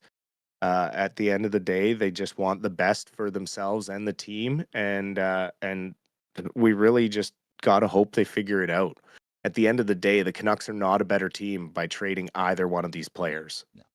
I think they're going to work it out. I don't think either one's getting traded, and I think it's time to ban Jeff Pettersson from Canucks interviews, because I think he's one of the big problems in the media right now. Just randomly throwing shade right now at the end of this. But we didn't get to the Abby Canucks. There is 2 games we got to talk about, and we can throw some more shade at Jeff Pettersson after this, because he has done some questionable things over the years. But well, there you go. Let's just start making enemies out there, right? That's how we gain followers. Yeah, exactly right. I mean, people who don't even necessarily like the Canucks, but maybe they actually hate Jeff Pettersson, that'll help us out. So, but I don't think Jeff Patterson's coming on the Nothing Is Perfect anytime soon. So, all right. Well, enjoy the second. We'll talk to you soon. Yeah, sounds good, brother. We'll talk to you soon. Bye. Dustin Boydell, beautiful bastard, stopping by saying hello. You love to see it. Okay. Looks like we're about to get underway in Montreal. Tabernacle Sacre Bleu. Jeff Pettersson can be a mild troll. Yeah, absolutely. I agree with that. If you guys don't remember it too, puck has been dropped. Second intermission has begun. 56, 55, 54, 53, 52, 51, 50, 49, 48, 47. Montreal charged with a hand pass. Big Mac says, thanks, Dusty. Yeah, and I agree, Big Dog. Winning will solve some problems. Yeah. As soon as the Canucks are winning, and nobody talks about this stuff anymore. Jacob Cozy putting his PS5 name. No, dang, Wednesday is Canucks versus Capitals. That is correct. And then it says Spaceship Eggplant. Spaceship Eggplant. Spaceship Eggplant. Spaceship Eggplant. Deadly Venom 133 is Big Mac if you want to add him on PlayStation. I don't got a computer though. Got my phone for sure. Is Ovi in the Caps game? Yeah, Ovi is back. Good shot there by Besser. Montembeau makes the save. Got Susie pinching down. Good pinch by Susie. Miller getting back to the point to cover him. And now good rotation too. Yeah, that was good. Susie and Myers. That is offside. Susie. Good play. Good communication. If you saw that, Susie went down for the pinch and you saw Miller go immediately back up to the point to cover for him. We can make it work. They're playing the song Sucking on a Chili Dog. Glizzy. Yeah, Ovi is playing. Pizza dogs are good. Yeah, pizza hot dog. So you take like a pizza and you wrap it around a hot dog, right? Is that what you're talking about? Big Mac, I'll shoot you my phone number on PS and I can talk after the game. Sounds good. Big Mac, says Jacob. Party on, Garth. Party on, Wayne. Swing. Dustin's hat. What made you thought of Wayne's World? Wayne's World, party time. Excellent. Yeah. Big Mac Made my night. I used to watch Second City too. Never heard of Second City. So Quinn Hughes has 211 points in 195 games. Which is wild. Jacob, I love having conversations with other Canuckers. Yep. 3D cam still cracks me up. Is there a 3D camera on here? I haven't seen it yet. Pay closer attention. Burger and fries says so. Oh, scary, says B-Dog. Trapezoid! Yeah, there's a trapezoid in hockey. Who knew? Quinn Hughes dumps it in behind the net. DeBrusk on the forecheck. Montreal puts it behind their own net, giving DeBrusk another chance to collect it. He puts it back behind the Montreal net. Sherwood collects it and gets tripped, but they're not calling anything. D. Giuseppe coming in for a big hit. Montreal sidesteps it. My PlayStation just turned on for some reason. Why the heck is my PlayStation turning on? That's creepy. Oh, Forbert. What happened to Forbert? Oh, man. Forbert. No, not Forbert. The night has only begun, Forbert. B-Dog, every game is early this week. Yep.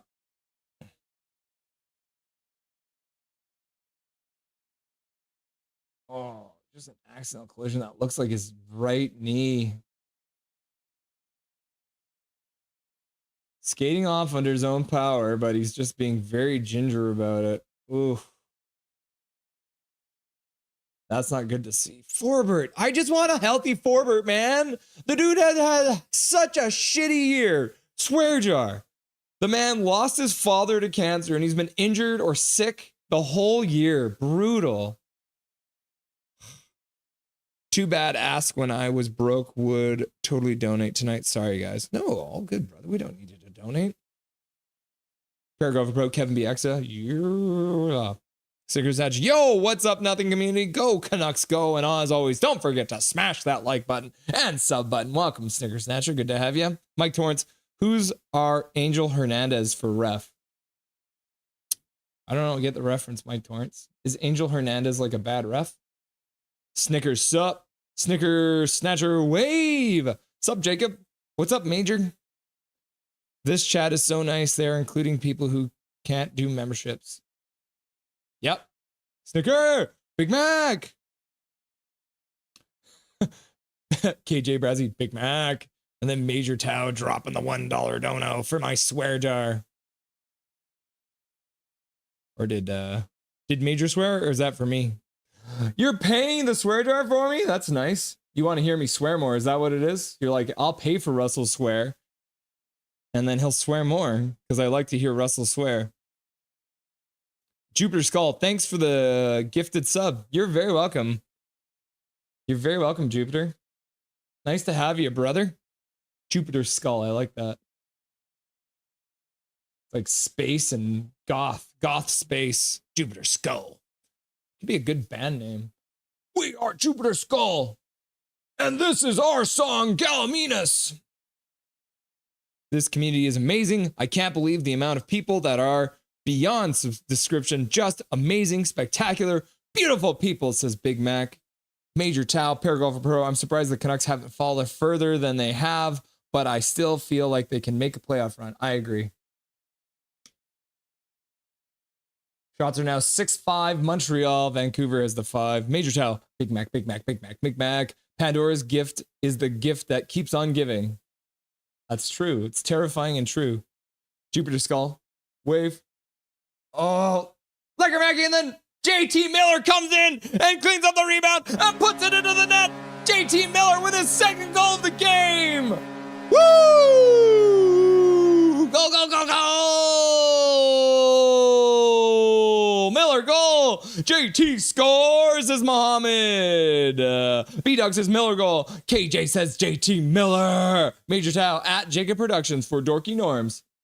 Major Tao, JT. No, dang, 2-1. Yeah, Lecker Mackie comes in with a shot. Rebound comes out. JT Miller cleans up the rebound. Oh no, it was Besser. Besser on the break. Or no, it was Lecker Mackie. Lecker Mackie has a break, partial break, whiffs on the shot, Skates by, and then JT Miller scoops it backhand over Malton Blow. Yeah! You love to see it! Major Tau with a gifted sub. Looks like we're all tapped out on gifted subs, eh? But you go, go, go, go, go, go. Mohammed, go, Canucks, go.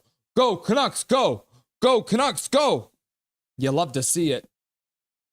JT Miller hat trick incoming, says Hachiko. Zach says, go, go, go. Legermacki scores! Gets the assist, gets the goal on the 2-on-1. What a play! That patented wrist shot from Legermacki. We didn't even have a chance to get all the goal scorer calls in here. Look at that. Dude, 2-1, no dang. Vancouver just scored. Woohoo, says Mike Torrance. Cool. Go JT, go JT. Woo! And then all of a sudden, Canucks score again.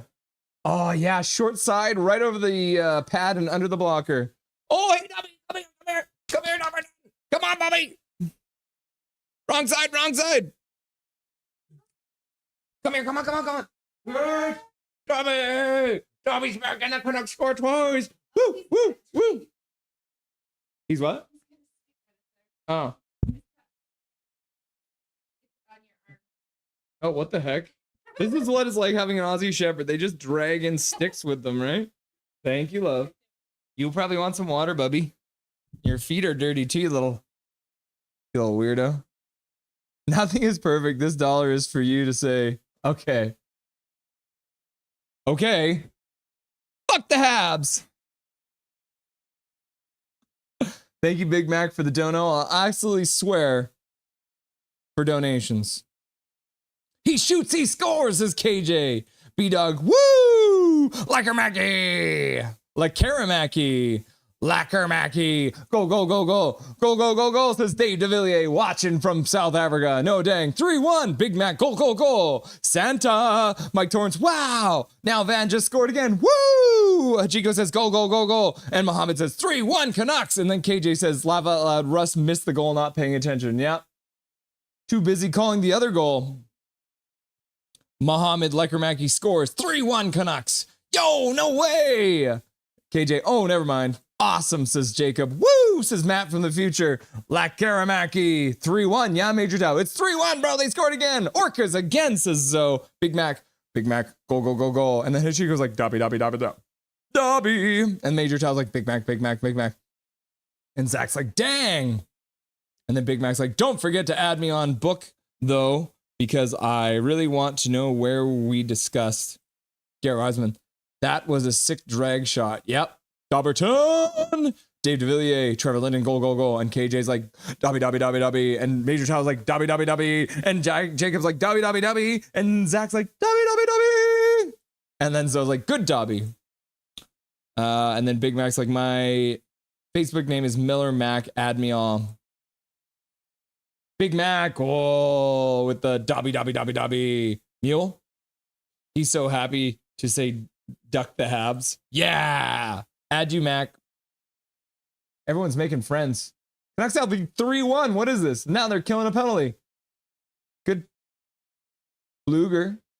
Controlling the puck in the Montreal zone, causing havoc. This is the best way to kill a penalty. Puck comes all the way. Suter puts it back down behind the Montreal net, and the Canucks get a change. 1:22 left to go in the power play. This is chaos. What's your SIN number and address and your mother's maiden name, Big Mac? Says Gary Wiseman. KJ, rip Mac Miller. And Big Mac's like, ha. What about your postal code? KJ, V6A3K1. Sherwood. Trying to throw a hit. Kind of just bounces off. I keep my money in the mattress. Come on over. LMAO. It's a nice mattress. Is it a nice mattress? No, but I sleep good. Oh, shittier the mattress, better the sleep. Oh, swear jar.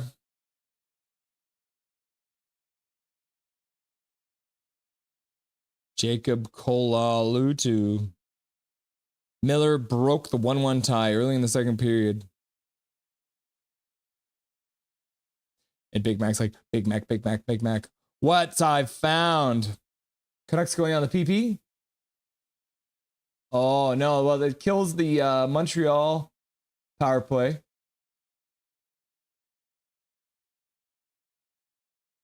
Four-on-four action. Oh, there it is. Forbert's back on the ice. Taking a little skate. Oh, he's back on the bench. Praise be to Derek Forbert. I don't care how you've been playing. I just want to see you on the ice, bro. It's so sad to see that you're injured all the time and you're dealing with so many things in your life. I just want my Derek Forbert. Shot wide by Montreal. I'm singing for some reason. I don't know why I'm singing. Canucks start winning and I start singing. Hachiko's like, swear jar, swear jar, swear jar. Yeah, I did say the S word. Mohammed's like, sweet.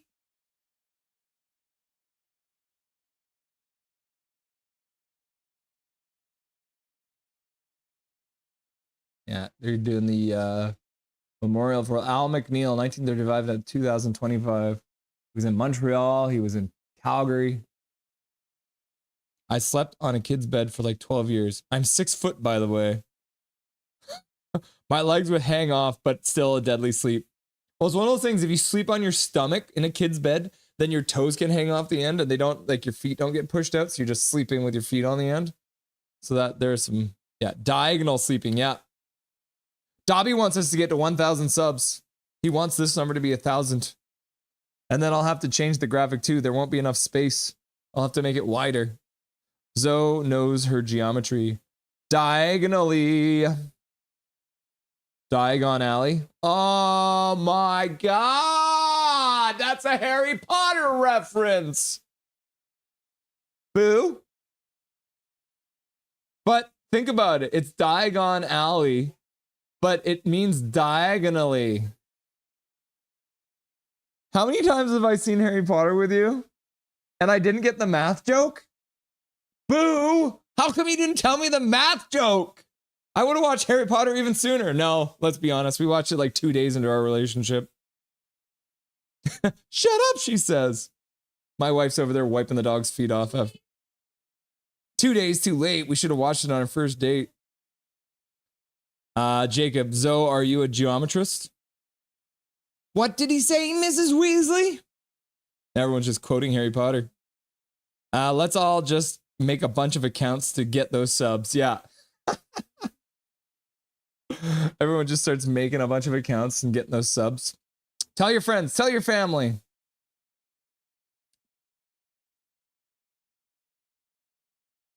Okay, let's see. I'm gonna try something here.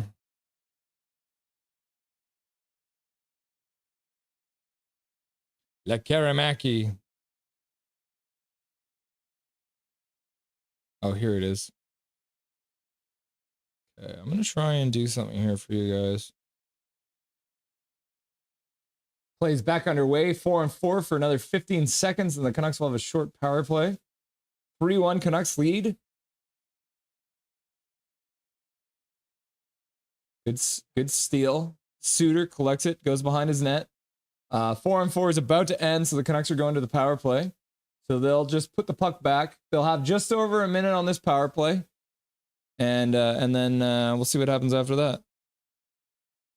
JT Miller, some speed, dumps the puck in the Montreal zone, goes into the corner and throws a hit. Oh, yeah, and then DeBrusque gets the puck, rings it around the boards. Garland slaps it back down to Miller. Miller puts it up to the half boards where Besser collects it, puts it back to Hughes. Down to Miller, back up to Hughes on the point. Hughes walking the blue line over to Miller. Miller with a shot just wide. I think he was looking for a tip on Besser, but couldn't get it to go. And then Hughes walking the blue line again, skating down the half boards, puts it in front. Puck goes right through the crease. Garland chips it down behind the net. JT Miller coming down to try and collect it as well. He gets it back up to the point to Hughes. 17 seconds left to go on the power play. Hughes down to Miller on the half boards. Back over to Hughes from Besser in the corner. Hughes collects it on the half boards again. Oh, Miller takes a high pass. Can't collect it. A bit of a hard pass to negotiate from Hughes. Puck comes out of the zone, and that'll probably do it for the power play. Here we go.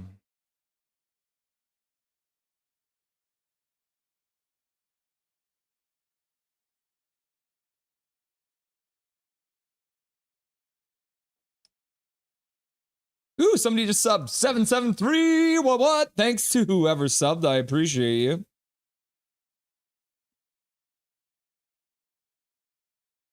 Okay, I'm going to add another thing to the screen here.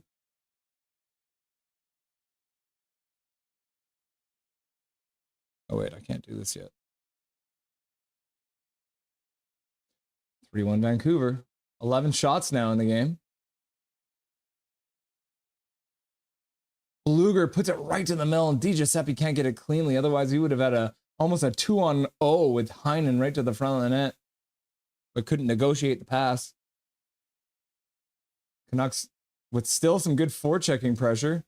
Wow, Hoglander collects the puck behind the net, gets it out to the point, but Forbort can't get to the puck, and it comes all the way down the ice to Lankinen. Lankinen passes it all the way up. Sasson loses the puck right at the blue line. Montreal flips it out to center.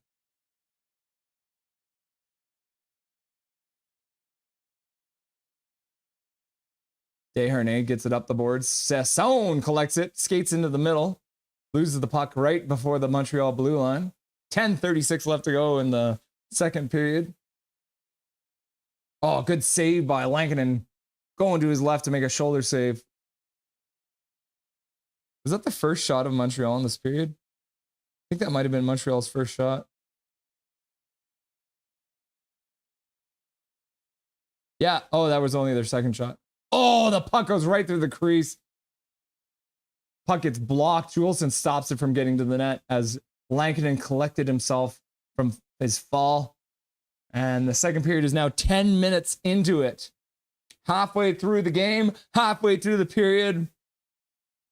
Not halfway through destroying the Montreal Canadiens.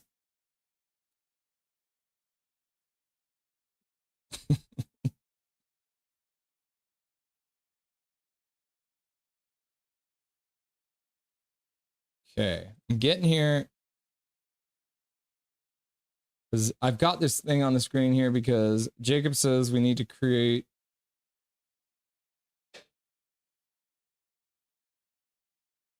Montreal scores. Shot from the point, through a whole crowd and through Lankinen's legs. You hate to see it. Montreal has made it a close game, a 1-goal game. Oh no, I just took away a goal. That's not how it goes. It's 3-2 now, Montreal. Boo, Montreal. Just their third shot of the period. Canucks getting a little frazzled here. Got stuck out there on a long shift. The puck comes out to the blue line. Yeah, just through a crowd. Just a seeing eye shot through a whole bunch of people. Did Evans touch it? No, just right through everyone. Wow, wee, wow, wow. Boo, Montreal. Rod, welcome back, Rod. I haven't seen you in forever, brother. Where have you been, Rod? I missed you. He comes in and he swears. He's just here swearing, bro. Welcome back, Rod. Good to have you. How's Kamloops? Is it cold up there right now? Gets scored 2 now. No. Firkin Susie. Dang it, says Mohammed. Montreal scores. Yep. 3-2, says Noah Dang. 9:34. Oh, it tipped right in front. Ah, so it tipped right in front. Just outside. Quinn Hughes does not have a blade on his skate.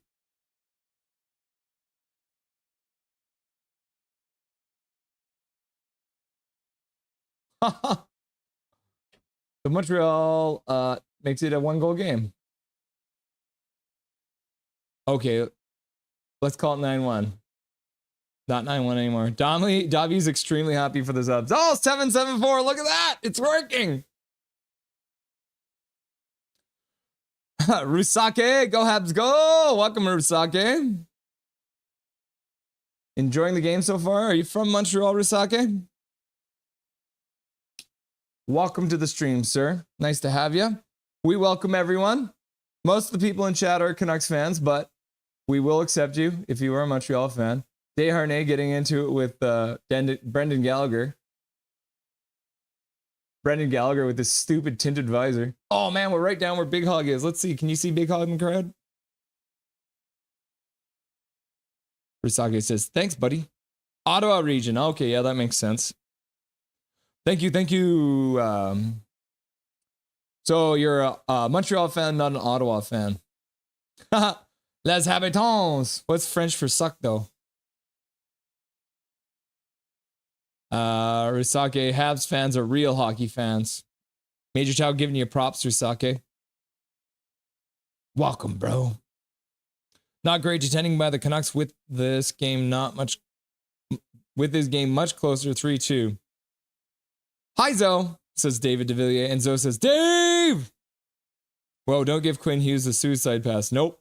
Trapezium is geometry.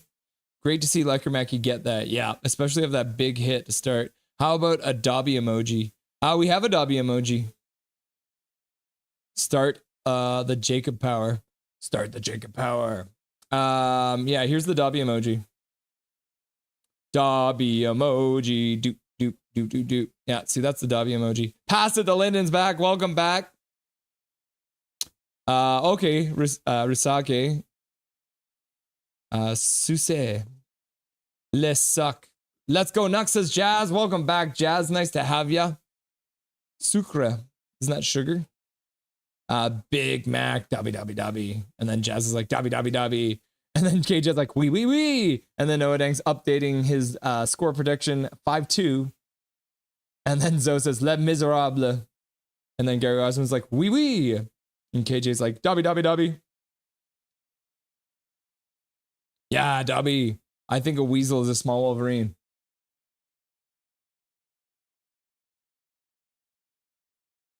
Whoo! Zoe's just like, dog.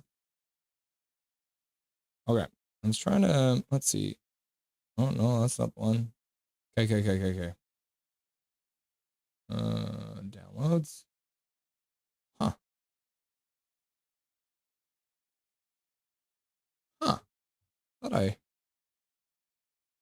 Thought I already did this. Apparently not, though.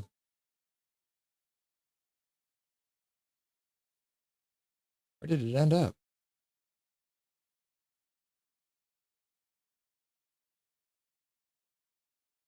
Huh.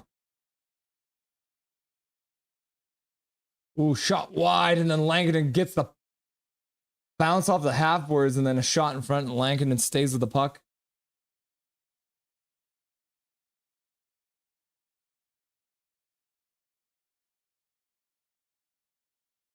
What a save by Langdon. Oh my gosh. The Canucks need to change the narrative right now.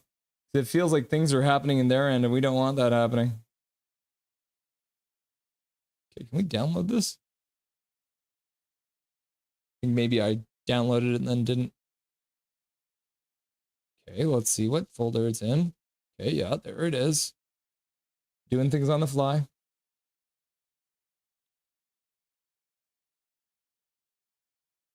There it is. Okay.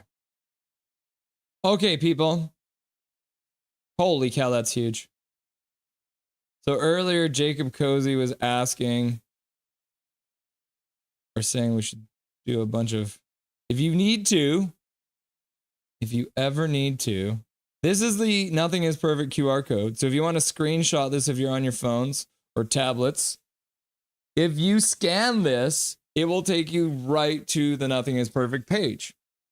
So if you do want to share the channel with your friends and your family and your coworkers and random people on the street to get them subscribed so we can get this number up to 1,000, scan this and get them to scan it, and then they'll be able to get to the channel.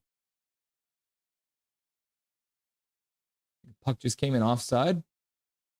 Maybe. Nice.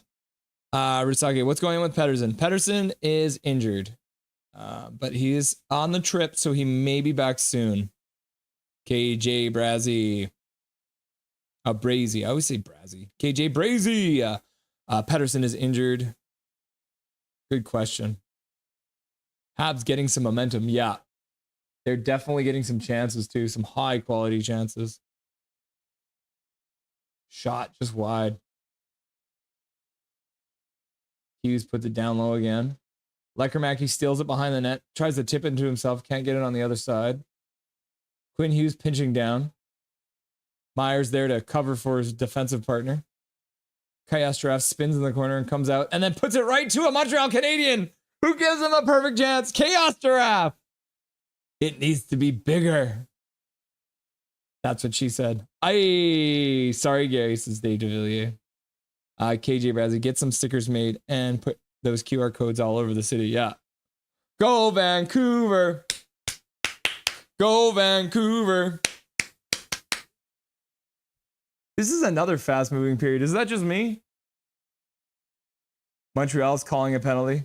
Oh, another breakdown in defensive coverage. The Canucks need to get this puck out of their zone. Oh my gosh.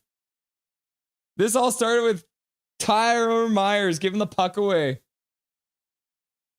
Just under 6 minutes left to go.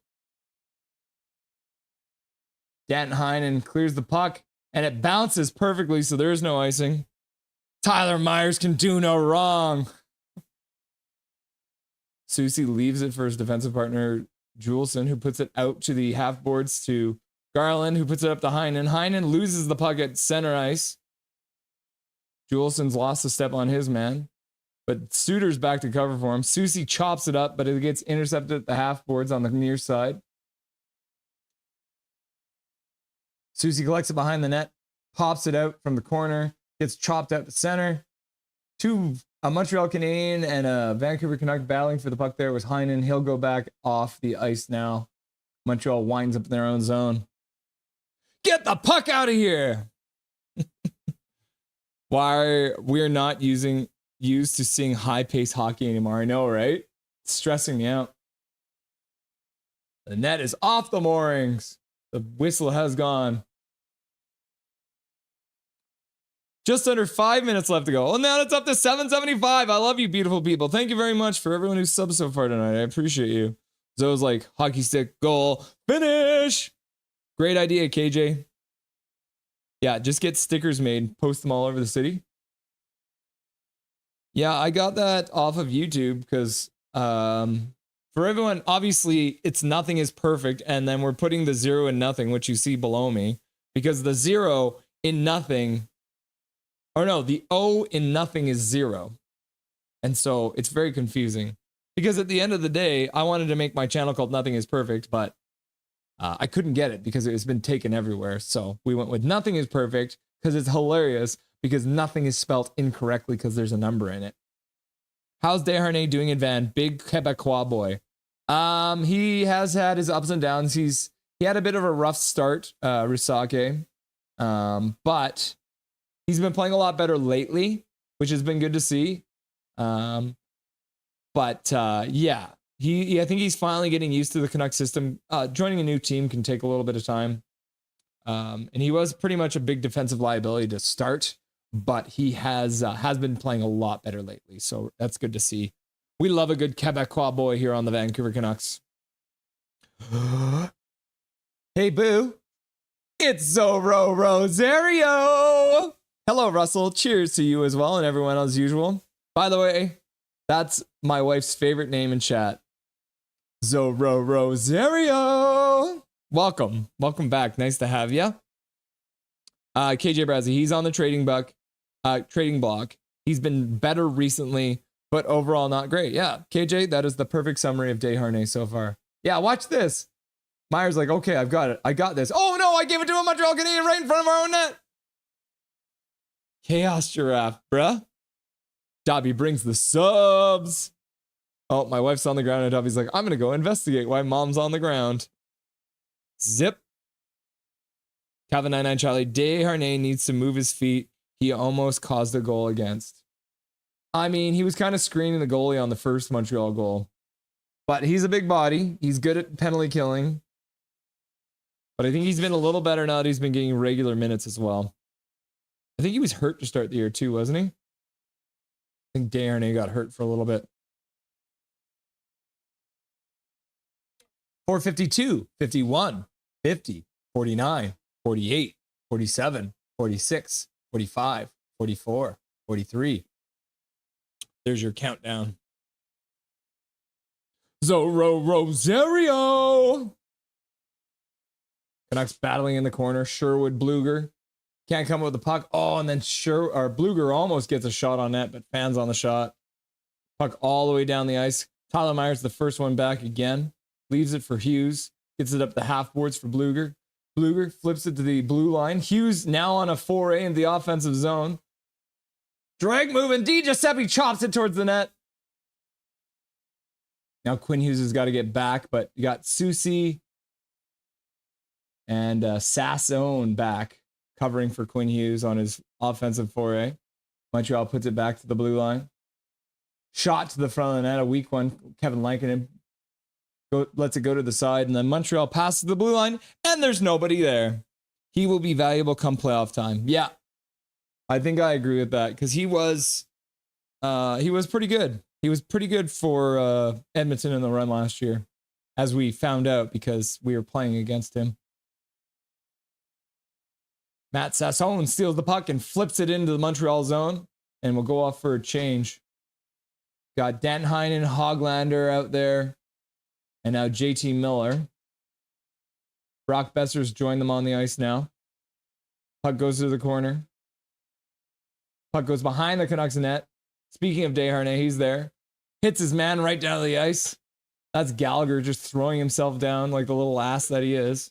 Oh, swear jar. Is ass a swear? No, ass is not a swear. Asshole is a swear, I think. Which I learned in my radio days. Yeah, and I just said it, so swear jar. Thanks to for my membership, whoever that was. Awesome. Yeah. Dave, it came from Dustin Boydell, Paragolf Pro, here in chat, so you can thank him. Major Chow, Chaos Giraffe goes boom. Calvin 99 Charlie, you're welcome, Dave. I didn't give it to you, but you're welcome. Laugh out loud. Oh my goodness. Okay, 2:25 left to go in the second period. 3-2. Shots are now 15-13. Montreal's come on here in the second period after letting in two quick ones. Very quick ones. Risaki, Vancouver's defense is a little shaky, bro. Yeah. Great save, Lanky. Oh. Big PP energy. Bye, love. Have fun working out. Ms. Holiday's going to work out, everyone.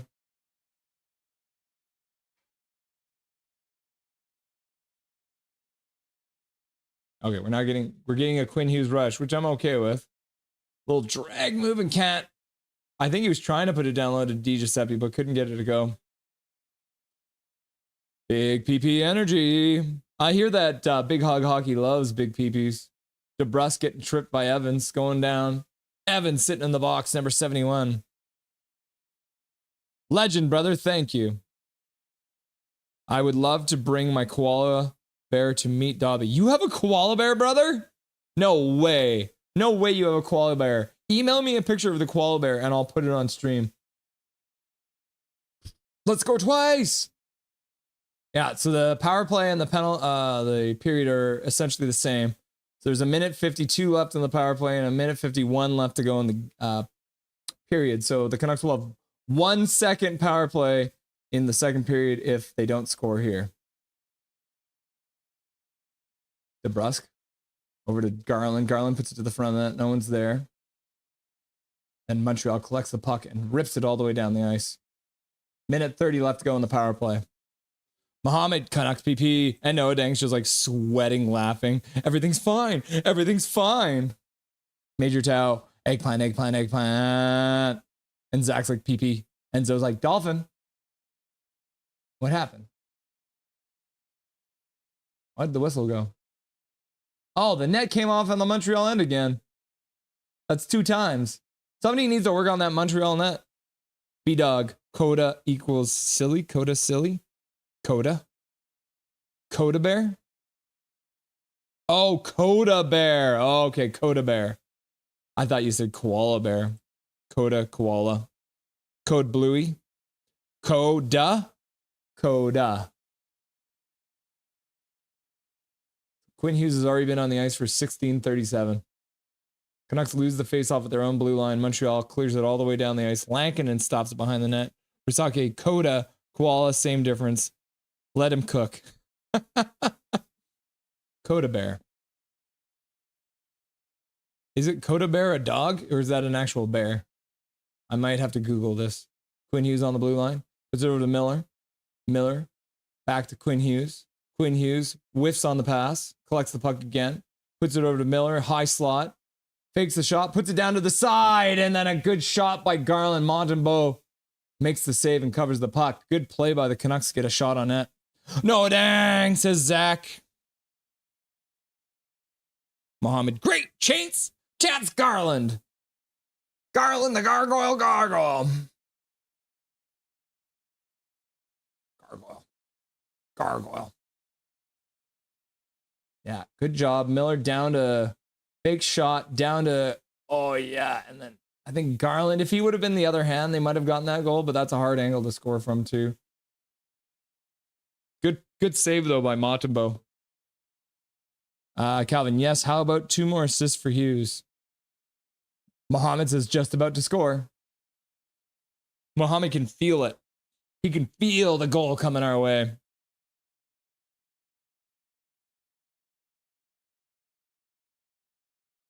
Montreal wins the faceoff. Vancouver collects the puck before it gets out of the zone, though. And that looks like we still got the first power play unit, but the Canucks lose the puck, and Montreal clears it all the way down the ice with 30 seconds left to go in the power play and the period. Hughes skates it out over center ice, drops it. Good. Garland hard to the net now. Oh, and then Montembeault makes a save. Got 12 seconds left to go on the power play. DeBrusk into Garland. Garland can't control the pass. And then they'll just keep it in the corner. And that'll do it. That is the end of the second period as we enter the second intermission. Woo! Second intermission, 3-2. Habs got this. I have feeling the comeback. Email sent. Okay, I'll grab that. But let's do this because I promised you I'd show you guys this. I'll pull up the email. But as you remember, okay. Before we get into it, I want to once again show you guys this. So this is the stats. So Drew Richards, Drewski as Ninja versus me as the Slappy character through 5 best of 7s. We've played 22 times. Drew's only won 2 games so far out of 22, giving him a 9.09 save percentage or a win percentage. He's got one of his wins in overtime, so a nail biter. He is a minus 74 and being a 6.18 goals for, almost giving up 10 goals against per game. Wild numbers, Drewski. So Drew doing his very best to make sure that he wins this best of 7 series. So I'm going to show you guys that now. As usual, we're going to do it with the spicy color commentary, or the commentary from me. So without further ado, here is another best of 7 between the King of the Mods, Drewski, and myself. All right, game underway, game 1. I'm the red slappy guy. Drew's the blue ninja. Shot. Drew with a save. Goes off of the platform. And then Drew comes over the top. Puts it in right over the top of Slappy Man. Slappy Man dribbles it in just past Drew. He won't be happy about that. Russ goes underneath. Bounces it off of the baseboard twice. Tries to go through. Off of the baseboard again. Oh, the ball's right in Russell's net off the platform. He goes over the top. Drew makes a save off of the backboard. And then Drew makes another save with a downstroke. Russ tries to get past Drew, misses the ball though, and tips it off of the baseboard again, taking the ball into his own zone, going up high, puts it high up in the air, and then slaps it in. 2-1, Russ takes the lead. Drew floating in the air, just chips it, and then Russ actually tips it in his own net. 2-2. Just over a minute left to go in the game. 2-2. Looks like they're starting to get physical out there. Russ puts it back off the baseboard, off the platform, and into the top, and then tried to go over top of Drew. Drew's in his net, makes a save, but the ball comes back off of the crossbar and out, almost into Russell's net. Ball bouncing at center. Russ bounces the ball back to himself and then tries to go over top of Drew, but it ends up hitting the platform and going in Drewski with another save. Ball bounces back towards Russell's net. He makes a save right on his platform and then blasts it over the top. Drew gets back but can't get contact with the ball, and it goes into his net through. And then Russ comes through and makes it 4-2, taking a lead with 30 seconds and makes it 5-2. He's running away with it. He's got 3 goals in the last couple seconds here. And then Drew tries to play some defense. Russ is overwhelming him at this point and gives Drew a concussion, but can't get a hard enough shot on it. Drew takes the ball over the top, and then Russ takes a save right off his own crossbar, keeping it as a 5-2 game. 15 seconds left to go. Drew hoping for a miracle. Tips one in, and it goes in 5-3. Drew with a little bit of time left, tips one towards the net. Russ comes in and makes it sure that it stays out of his net, but Drew makes it 5-4. And with the 1 second left, he gets the shot. He can't quite get it to go. Russ takes a 1-0 lead in the best of 7. Things have continued, but didn't let in 10 goals, so a good start for Drewski. 1-0, game 2 starts. Drew with a block. Russ puts it high up in the air. Blasts it back. Drewski with a save, puts it off of the backboard. Ball bounces into Drew's net. He goes back right on the line and stops it. Russ also comes back, puts it back up in the air, hoping to bring it over. Goes right over under Drew, but Drew makes a shot right off of the platform, and then Russ comes in and slams into the back of Drew's net. Drew puts it off of the backboard and into his own net. You hate to see it. 2-0 Russ.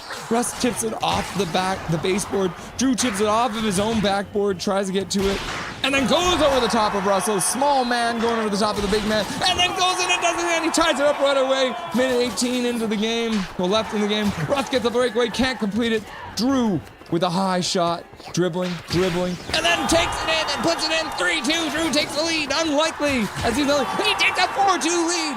Drew really means business. Russ on the breakaway. Drew comes back with some physicality, concussing the big man, and then Russ takes it right off his own platform, puts it high up, tips it down low, and puts it in the back of the net. 4-3, keeping it close. Drew making a save off Russ. Russ dribbling in his own end, puts it off the baseboard, puts it off of the Drew. Drew makes a save right on his own goal line, and then Drew makes a save halfway out, makes it, and then comes back off of his own platform and jams it in, making it 5-3. 2-goal lead for Drewski, and then Russ tips it in right on the goal line, making it 5-4. Drew puts it off the platform. The ball rolls back to his own net. He gets concussed by Russ. Russ comes back, jumps into his own net. Breakaway, and jams it in, ties the game 5-5. 20 seconds left. Drew tips it into Russell's end, tips it again. It goes off the baseboard and rolls back into his own end. Drew with a breakaway. Doesn't make a mistake there. 6-5, takes the lead, tips another one into Russell's end. Russell tries to get into on a breakaway, but Drew gets physical and stops him. Ball comes back into Russell's end. Russ just can't get control of the ball, but Drew does. He makes it 7-5. This is only the 3rd time he has beaten the slapping man with Ninja, taking making it 1-1 in the series. Started game 3 here. Drew dribbling in his own net, puts it off his own crossbar with a downstroke, blocks that, and Russ goes over the top, puts it in right top corner. 1-0. Starts well. Drew coming in, and Russ scoops it into his own net, tying it 1-1. Drew bounces back right off of the platform, and then trips one in. Russ can't scoop it out of his own net. Drew takes the 2-1 lead. Russ slaps it towards Drew. Drew makes an amazing save, and then slaps it back. Russ makes the same save on his side of things, but then tries to go underneath Drew. Drew won't have any of it. Drew stops it. He's getting physical. He's just slapping around. And Russ comes back and says, I don't care if you're slapping me. I'm still going to score goals here. Drew in his own zone, dribbling, tries to going over top, just scoops it a little bit. Russ comes up, grabs it, and jams into the back of Drew's net. 3-2 takes the lead. Drew puts it towards Russ's net. Russ makes a save, and then Drew takes a shot, knocks Russ back, and puts it in the net, tying the game, and then takes another quick goal and gets it as a 4-3 lead in this game with just under a minute left to go. Russ puts it off of the baseboard into his own zone, puts it off his own crossbar, almost into his own net. High shot, Drew in his own net, makes a save. Comes down with a downstroke, puts it high up in the air, floats a little bit, and then puts it back to his own net. Drew puts it off of the platform, comes back in his own net, and then puts it, but Russ at center bashes it right back, tying the game at 4-4, just 30 seconds in, and then he puts it in off the platform, and then comes over the top and makes it 5-4 with just 25 seconds left to go in this game, and then comes in and tries to get another goal, but Drew says no, and then saves it right on his own crossbar. puts it back into Russell's zone. Russ tries to put it in low. Drew comes in with a downstroke. Russ tries to go over the top. Drew with another save. 5-4. It's close with only 11 seconds left to go. Drew puts it into Russell's zone. Coming all the way to the back. Russ comes over the top and makes a save. 6 seconds left. Russ comes in, getting physical. Drew puts it off the baseboard. Comes in, and then Drew actually saves it. He stops it from going into Russell's net, saving the game from being a time going to overtime. Drewski helping Russ win, taking a 2-1 lead in the best of 7 series. Russ comes underneath right off the bat, comes in early, scores with 5 seconds into the game, making it a 1-0 game. Russ dribbling at center, Drew playing defensively. Drew takes it right off the face, but it ends up being a save. Russ comes in and goes underneath. 2-0. Good start for Rusty, just 20 seconds in. Drew makes a save right on, and he batches it right back off the save, right into Russell's net, making it 2-1. Another save by Drewski. Russ downstrokes it and hits it. Drew can't get contact on it. Ends up going into that 4-1. Russ is taking a commanding lead here. Drew won't be deterred though. He's getting physical. They're just slapping with each other right now. Both boys trying to get back. Russ gets back and scoops it right off his own goal line. Drew taps it back into Russell's zone.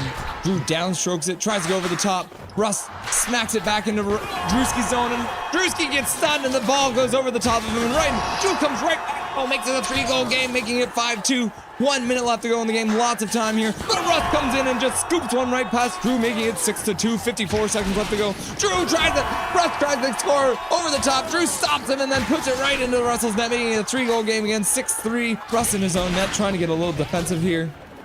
Ball bouncing into his zone, trying to knock it towards Drewski's net, and then Drew makes a save at the last second, preventing it from going into his own net. And then he scores to make it 6-4, 2-goal game. Russ comes right back, makes it a 3-goal lead again with 30 seconds left to go in the game. Ball bouncing at center. Drew tips it towards Rusty's end.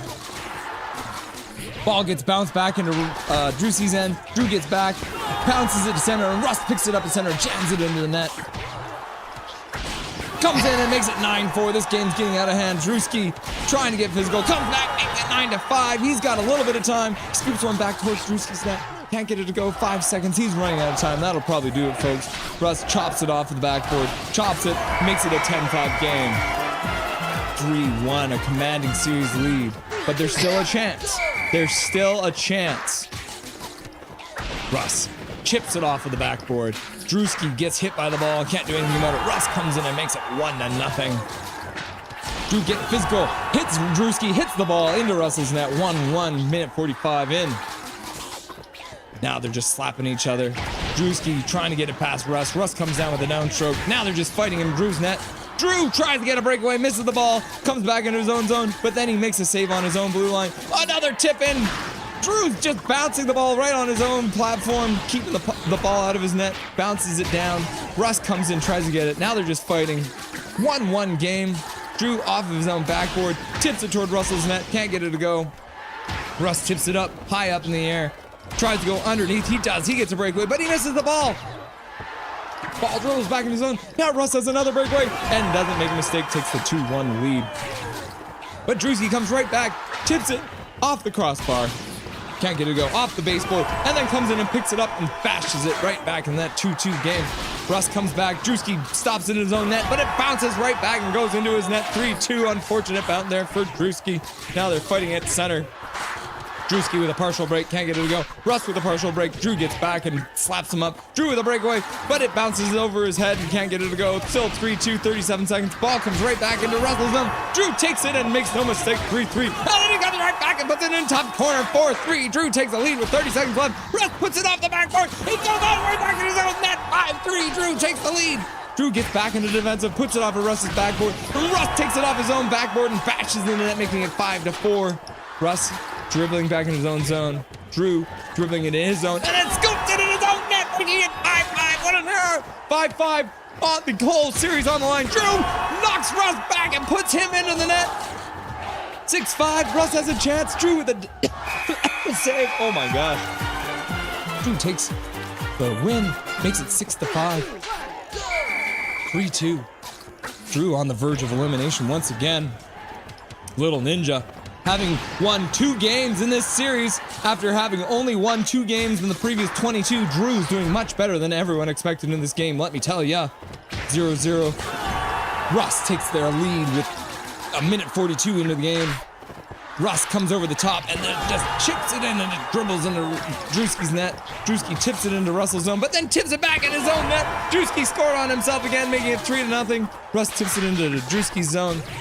Ball comes back, but Russ comes in and smashes it back into Drew's zone. Can't get it to go off of the platform, comes right back. Now he's dribbling, trying to go over the top of Drew, and gets physical, slaps Drew, slaps the ball, 4-0, commanding lead to start this one. Russ on the breakaway, makes no mistake, 5-0. Puts it up in the air, and then Russ comes over. Drew can't make the save, 6-0. Ball into Drew's zone. Can't get it to go. Russ dribbling, goes over the top. Drew's team makes the save. Russ puts it off his own crossbar. Drew puts it off of Russell's platform, and then bouncing ball at center ice ends up in the net. Drewski down 7-0. Drew takes it off of his own line, puts it off of Russell's baseboard, comes over the top and makes it 7-1. He's got life, folks. It's 7-1. Drewski makes a save in his own net, but the next one gets past him 8-1. Drew, and then Drewski comes and makes it 8-2 coming under. He's still got a little bit of time left here, folks. If you get some goals here quick, 29 seconds left to go. Russ dribbling in his own zone, almost puts it in his own net, off his own crossbar.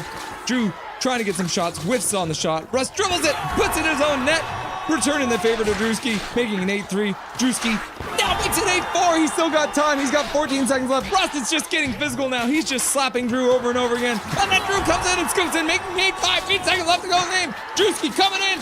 Russell desperately on his own goal line, trying to stop it. Drew scooped it past 8-6. 1 second left to go in the game. Drew's gonna run out of time, losing the series.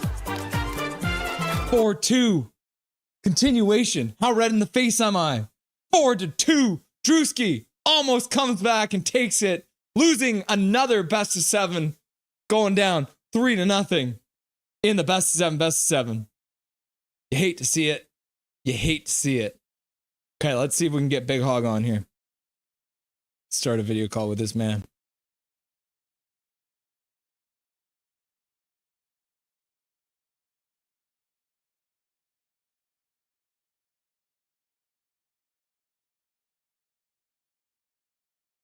I think I can hear some music playing.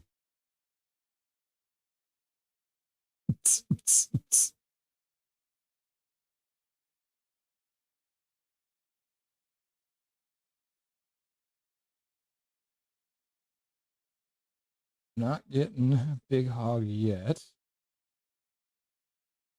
Oh, there it is. Okay.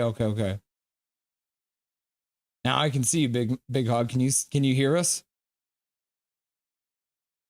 Excellent.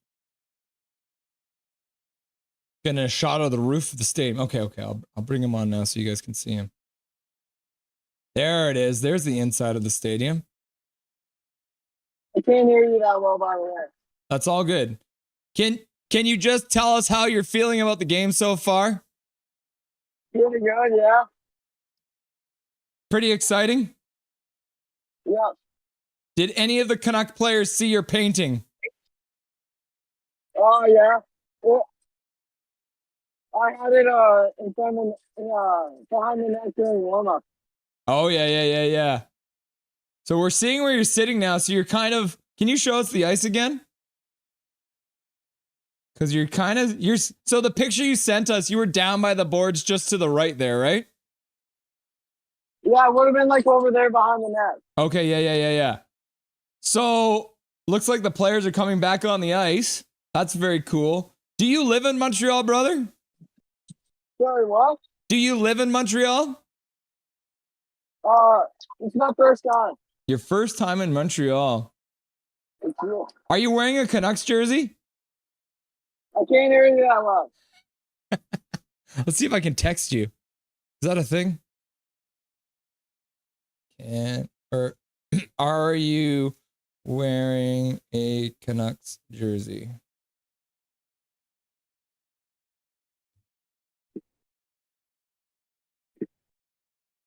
All the boys coming out for a warm-up. You love to see it. There's the roof of the stadium again. Oh, there's Big Hog. Yeah, he is absolutely. He's got his Quinn Hughes hat on. He's got his JT Miller jersey on. You love to see it. Yeah.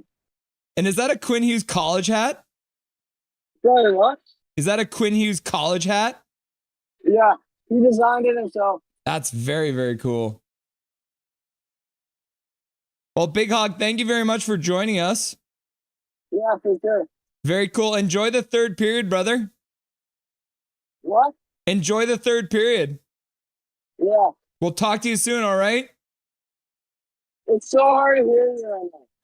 Do you have anything you want to say to chat? Yeah, I can't hear you. Oh my god. Do you have anything you want to say to chat?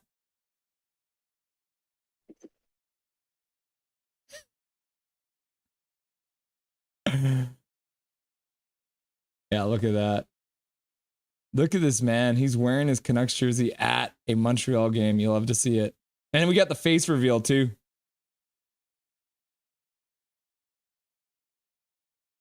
Very Can cool. you see that? Can you see the face off that? Yeah. Oh, look, they're doing the face off live. So we're getting the feed live here, guys. We're getting even before they do on Prime. And the play is underway in Montreal, but we don't have it yet because we're watching on Prime. All right, Big Hog. Thanks for joining us, brother. Enjoy the game. All right, thanks, you too. Very cool. See, that's the thing. We get the signal before the third period's already underway in real time, but we're not getting it yet. So we're not actually watching it live. Getting the Big Hog face reveal there. There it is. Puck has been dropped. 58, 57, 56, 55, 54, 53, 52, and the play is stopped. 8 seconds into the third period, and play has been stopped.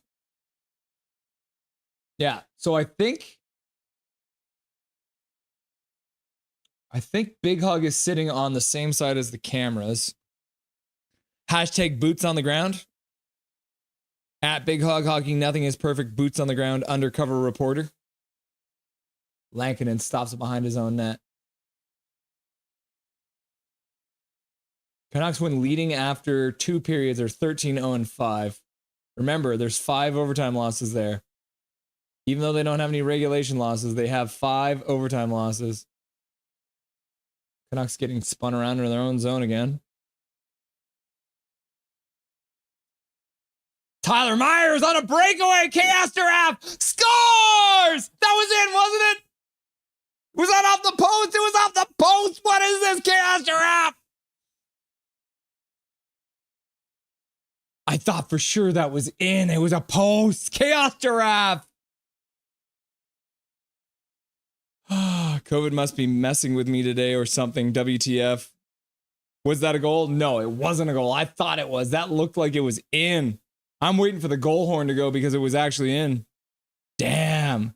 Damn, it hit the post, says Mohammed. Damn it, Tyler Myers. Laugh out loud. No! Myers hit the post. Tyler Myers. Rip. Should have scored. Yeah, pokes it past Evans. Shoots it. Oh, right off the post. Hard off the inside of the post. Oh, yeah, inside of the post and out. So it didn't quite. Big Mac with a $1 dono for swearing. The radio feed is in real time. Okay, so you heard the face off at the same time. So that means pass it to Lyndon is now watching ahead of us. And there's Big Mac's swear. And then Big Mac donated $1. Thank you very much. And Rusak is like, my God. Sacre bleu. Tabernacle. Welcome to the Chaos life. Words are hard. Chaos Giraffe. Muhammad inside the post. Yep. Watching on Prime now, though.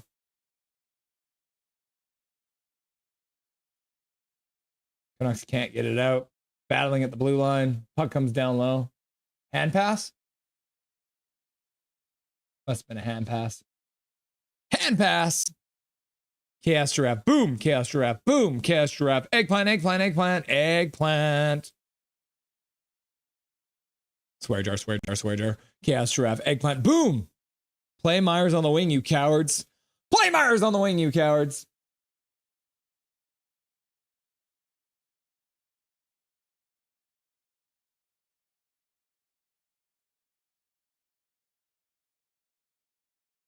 Oh, they're giving Sherwood a penalty? What the hell are you talking about? This was on Prime the entire time. Yep. Thanks for the face-off. Thanks, Big Hog. Yeah, that's the first time we got to see a face-off here. Canucks on another penalty kill. Big PK. I love Big PK. Mike Torrance close. Oh, no. It went right through him. You saw that dribbling through his 5-hole. And Montreal ties the game up on the power play. Oh, oof. Rip. Hand pass. What? Montreal scores. WTF. No dang 3-3.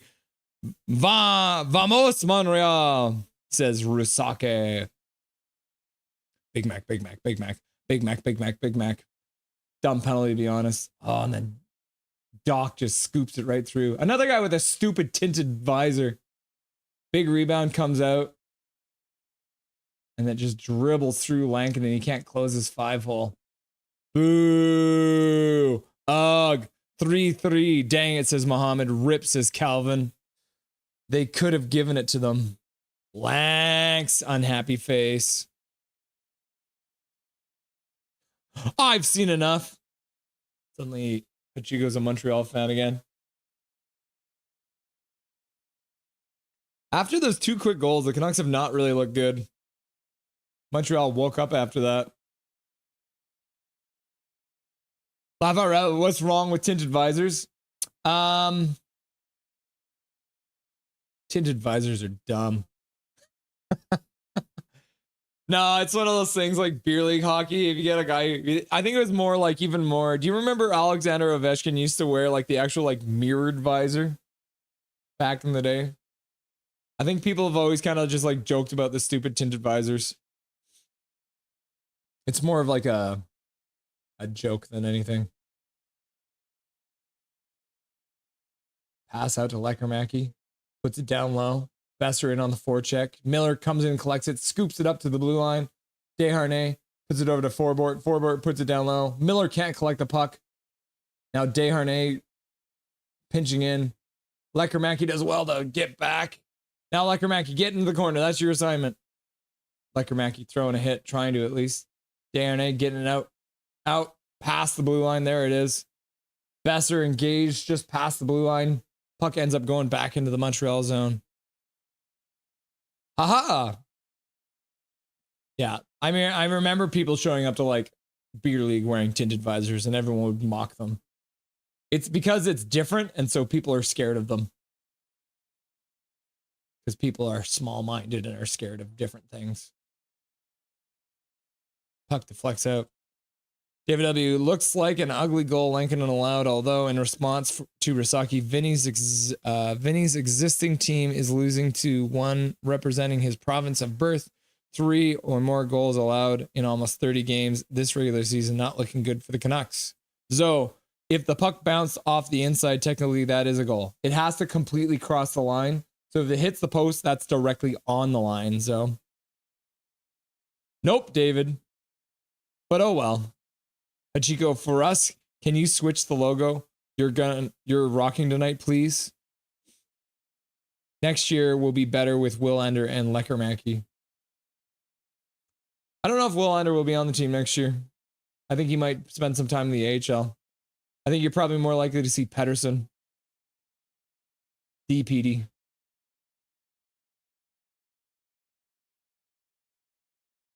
Juleson and Susie do well to stop that play from happening. Bluger takes a minute, chips it off the boards, can't get it to go though. And then DeBrusk is battling with Caulfield. Caulfield throws himself to the ice and the Montreal fans call for a penalty. Great save, Lanky, but still lots of time. Big Mac, no. We ain't halfway through the season. Okay, Hachiko. Only up from here. Yep. It's nice to actually have some prospects coming through that might actually be good. Shot wide. Quinn Hughes blocks it with his stick and skates it out to center. Scoops it over to Sasson. Sasson puts it to the front of the net. Big rebound, but comes out high, so Heinen can't get a piece of it. Hoglander back checking. Hughes collects the puck in his own zone. Makes a pass over to Chaos Giraffe. Chaos Giraffe swashbuckling off past the blue line. Pass up to Hoglander. Hoglander trying to get it on the forecheck. Gets interfered with twice by a Montreal player. And then the Canucks look like they're going to change. Bonjour, mes amis, says Gary. Bonjour, mes amis. I can't wait for the preseason. They will try them out then. You might see. Depends on what's happening in the Canucks organization. If the Canucks are in a playoff spot, you probably won't see anyone get tried out. But if the Canucks are not in a playoff spot at the end of the year, you're going to see a bunch of prospects getting used. Miller, no legs though. Scoops the puck in. Besser goes in on the forecheck. More Montreal interference. On the line reminds me of tennis. Yeah. So think about that. If it's on the line, that means it's still in. So it'd have to be out of the line to be out. So it's kind of the opposite of tennis. Man, I'm happy Montreal finally has its own little Quinn Hughes and Lane Hudson. Yeah, that's what I was saying at the beginning, Rusake. Lane Hudson is definitely Quinn Hughes-esque. And his brother is too. J'aime le pains au chocolat. Chocolat. Puck behind the net. Suter trying to get in on the forecheck. Montreal scoops it behind their own net. Canucks continue to forecheck. Di Giuseppe throws a hit. AJ Doulis, welcome. Welcome, AJ Doulis. It's been a while. Thanks for stopping by. Got WD on at the moment. Huge, big show tonight. Montreal scores. Taking the lead. Is that Lane Hudson? Was that literally the little boy we were talking about? And then they show Quinn Hughes. I think it was. Yeah, we totally jinxed it. Dang it. Lank's fault. Montreal scores. Oh, come on.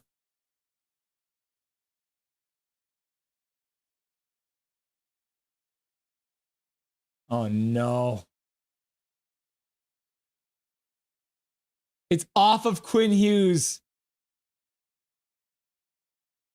We literally just jinxed that so hard, man. It went off of Quinn Hughes and into the net. Lane Hudson. We're just talking about how they have their own little Quinn Hughes. And then Lane Hudson puts it off of Quinn Hughes and into the Montreal or in the Vancouver net. How ridiculous is that? Juleson gets a shot from the blue line. Montembeault makes a save. What is this game? I jinxed it. I did jinx it, yeah. Blended family. Up 3-1. Yikes. Yep, blended family. Not a good look, eh? Hey, Drenica. I did not bet on the Canucks. I did not bet on the Canucks this time. Laugh out loud. Good call. Good call. You never bet on the Canucks. Haha, here, I'll give you a sub. Thank you, Versage. I appreciate you. I gave you a goal. You give me a sub. It's a good system, I guess. Oh, no. Thumbs up, Versage. Let's score twice immediately, says Major Tab. Lots of game left, says KJ. And then Big Mac. Is Big Mac out here swearing? Jonathan Lekaramaki, Swedish ice hockey right wing. Please say his name right.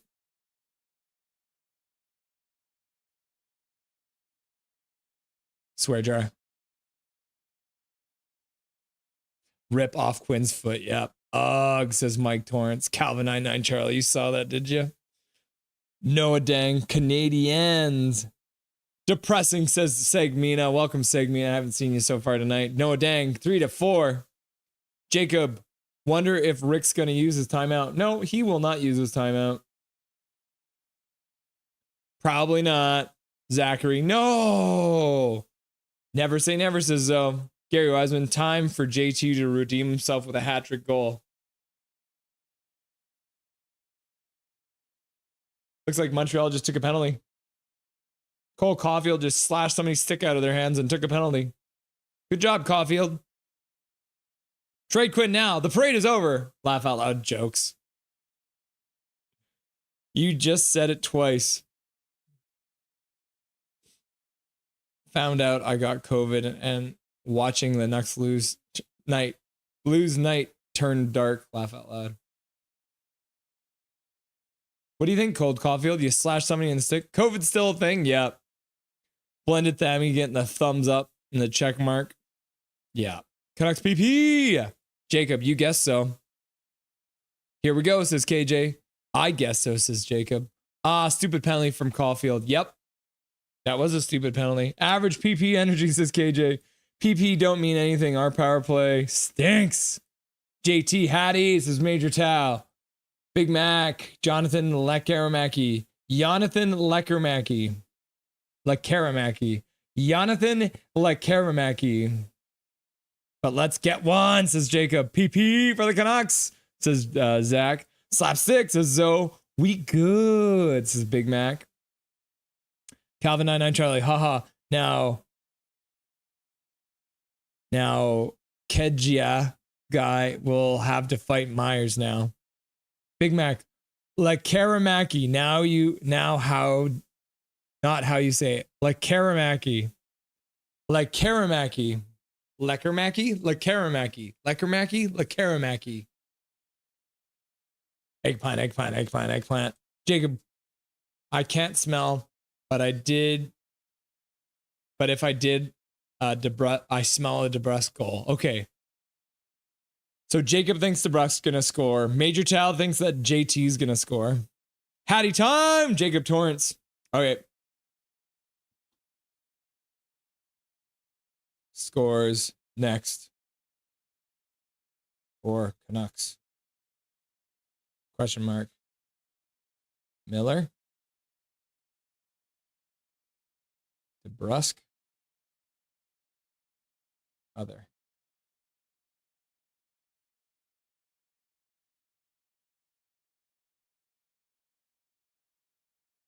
Okay.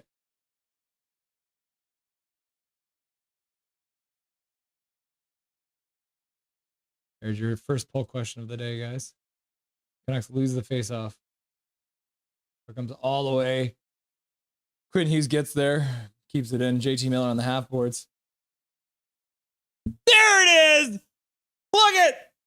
Woo! Jacob Cozy's nose might not work for food, but goddamn does it work for hockey. Woo! I can't smell, but I did smell a DeBrusque goal. There it is! Woo! Good job, Jacob! Canucks score! 4-4. Good penalty by Caulfield to take. Evan scores shorthanded. Read this out loud. Nothing is perfect. Oh, too bad I didn't get to that. I didn't get to see it before I had DeBrusque jam it into the back of the net. Good dish over by Miller, and then empty net. Montembeault can't get over. DeBrusque rips it in the empty net. Kind of a fake shot. Gets Montembeault to go down, and then DeBrusque rips it in. You love to see it. Armina can't do anything. Canucks score. Smile. Goal, says Adrianica. COVID coming in clutch. Fuck, says Rusaki. Oh, DeBrusque, good boy. Rusaki, that was quick. Boom. Adrianica, goal. Calvin, damn. Trevor Linden, goal. Trevor Linden, goal. Trevor Linden, goal. Wee wee, says Gary. DeBrusque, says B-Dog. Goal, goal, goal, goal, says Big Mac. Calvin 99 Charlie says Jake. No Dang says 4-4. And Mohammed says DeBrusque scores. And Zach says 4-4. COVID coming in clutch, says Jacob. And Hachiko's like, goal, goal, goal. And then Zach's like, goal, goal, goal. And then Milosh is like, woo, woo. Jacob's just laughing. And Mohammed's like, go, Jake, go, Jake, go, Jake. And then Jazz is like, Jacob. And Gary's like, this is a fun game. Yeah, that's even higher scoring than I said it was going to be. I thought it was going to be a 4-3 game, and now it's 4-4. Jacob, yeah, boy, says Big Mac. And Mike Torrance says, woohoo. And Jazz says, goal, goal, goal. And then Jacob the Money says, I need COVID every game. And then Rusaki says, wow, liar. And then Segmina says, it's alive. Nice call, Jacob, says Mike Torrance. Jacob the Mighty, perhaps you do. Haha, JK. You don't want COVID, everyone. Sherwood getting next one, says Jacob. Thank you, Caulfield, says Mohammed. My vid is telling me Lankinen with a 6 save, keeping it a 4-4 game. This is a kind of game that coaches don't like. It's going to give me a heart attack. My vid is telling me Sherwood or Quinn. Huh. Miller still for the Hattie. $2 from Major Tao. Thank you for the $2 dono, Major Tao. Still thinking Miller gets the Hattie. And then we'll end this poll. What is this thing doing? Oh my gosh.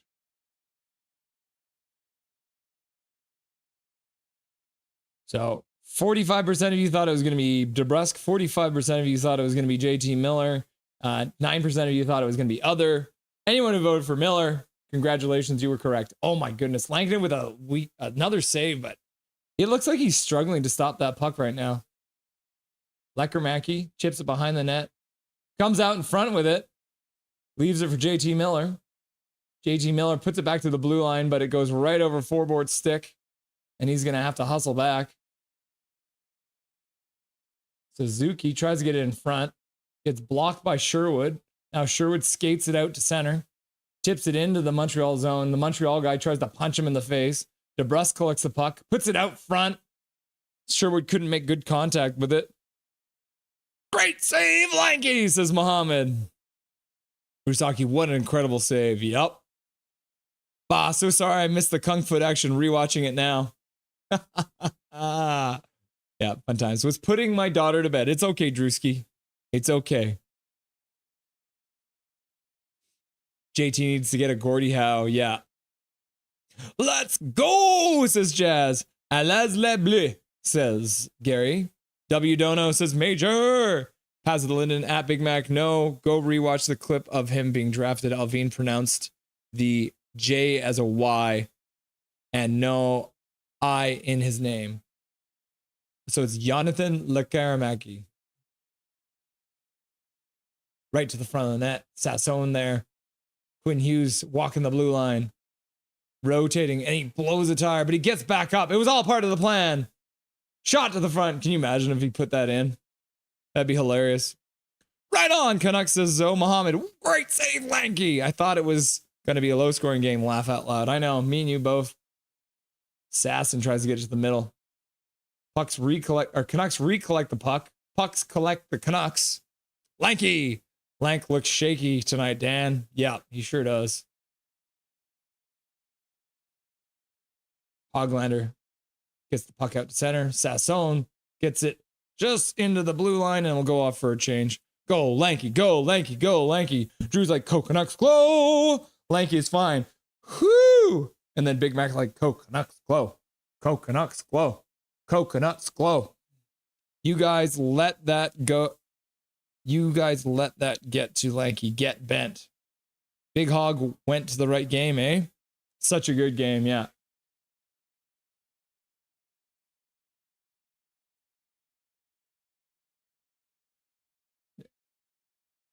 Yeah, no call.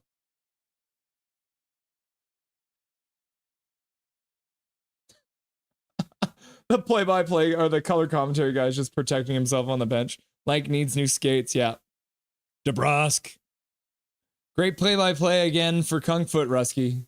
Thank you, Drewski. I appreciate that. Crazy game, says Rusake. Wee, says Gary. Montreal fans are the worst. Oh no, Jacob. Learn the rules. Learn the rules. Go Canucks, go, says Noah Dang. This game is nuts. Lanky looks shaky. Yeah. Oh, man. Canucks top line up there. Jonathan Lekermacki trying to get it. Doc stumbles, and then Montreal's like, oh, our player fell down. Call a penalty, ref. Big Mac, I can admit when I'm wrong. I just try to make sure I say their name right. I like to hear how people themselves say their name. Yeah, that's a good call. If you don't know how to say a name, you ask the person whose name it is.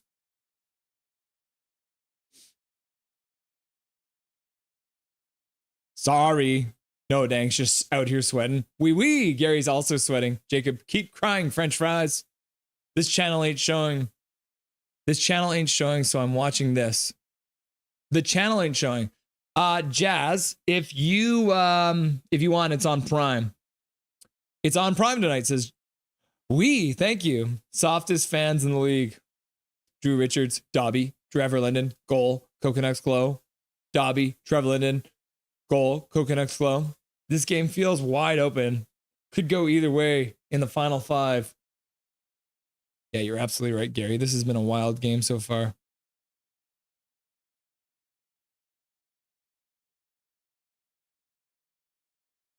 Oh my gosh, the puck just goes wide. Another chance for Montreal. 5 minutes left to go in the third period. Sasson in the Montreal zone tries to get it behind the net. Montreal collects it. Good forecheck for Heinen, giving his man all he can. And the Canucks will start to change. Jazz, I don't know if Prime's working, but thought that I'd try watching an NHL center ice game of the RDS feed of the game. And that's what I've been doing, whether the commentary has been in English or French. There's no doubt that 4 goals or more allowed is another sign of a Canucks team that hasn't showed an ability to defend. See, David, last game they only allowed 1 goal. So sometimes they can defend. Tonight it does not seem that way. Just cry when a player falls down. Oui, RDS feed has been entertaining. Gary likes it. Messier 23. You're talking about the Galaxy, right? Not the player? Oh my goodness. Just tips it just wide. Caulfield can't get it to go. Former Vancouver Giant can't tip the puck past Lankinen. Oh my goodness. This has been chaos. This whole game has been chaos.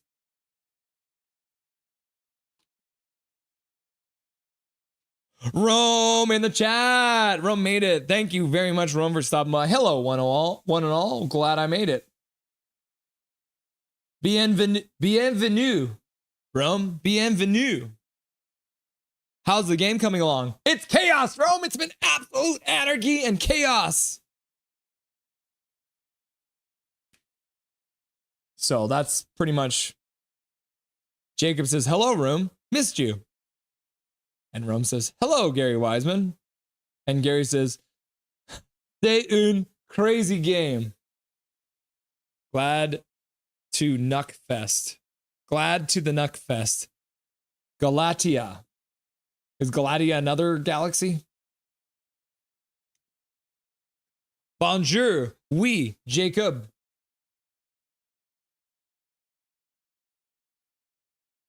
Oh my goodness. Josh Boma. Canucks are looking like the 2015 Leafs. The 2015 Leafs. Can't defend, but they score lots of goals. Is that what you're saying, Josh? Matt, French. Hashtag you love to speak it. How are the Vancouver Giants, the Abbey Canucks, the Van Canucks connected New York way at all? Curious. The Vancouver Giants play in the WHL. The Abbotsford Canucks are the AHL, and the Vancouver Canucks are the NHL. Josh Boma, third period gas outs do be a problem. Yeah. Rome, Egyptian. Matt, we are all Canucks. Vancouver Giants aren't. Abbey Canucks are the Vancouver Canucks farm team. Can't keep a lead. Okay, that makes sense. Josh is saying that the 2015 Leafs could not keep a lead, and that is true. The Canucks are not capable of keeping a lead. Up 3-1 in this game, and suddenly it's a 4-4 game. The defensive coverage has been lackluster. Oh, what a save by Lankinen. There was so much net open there for Hudson, and Lankinen came out and made another kick save. 4 minutes left to go in the third period. Is your period button broken, Big Mac? The lats and the pecs. The lats? No. Lats and pecs. Lats and pecs and lats and pecs and lats and pecs. Big Mac. Thank you. Sorry, I'm dumb. Wow, nice save, Lanky. Yeah, Mohammed, I like that one too. Watch this. Kicks it out. Oh, he gets a blocker on it, actually. Look at all this net Hudson has to shoot at, and then Lankinen just dives out and makes a sweet blocker save there. Gotta love parody. The bandwidth on Prime is very weak. Also hurts my eyes watching. Yeah, I was worried because I was trying to watch Lord of the Rings Ring of Power with my wife.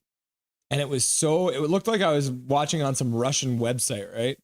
So I was worried when I watched this game today that it was going to be the same, but it doesn't look too bad right now. Jacob, wide open net though. Yep. Lank's is out of his net this game a lot. Yep. I can't say he hasn't made some clutch saves though. True, Gary Wiseman. Number 6-3, Gary. Last weekend, the Leafs played 2 games, winning both, but most importantly, in the latter 3-2 win over the Flyers, having allowed under 3 goals this regular season. The Canucks going into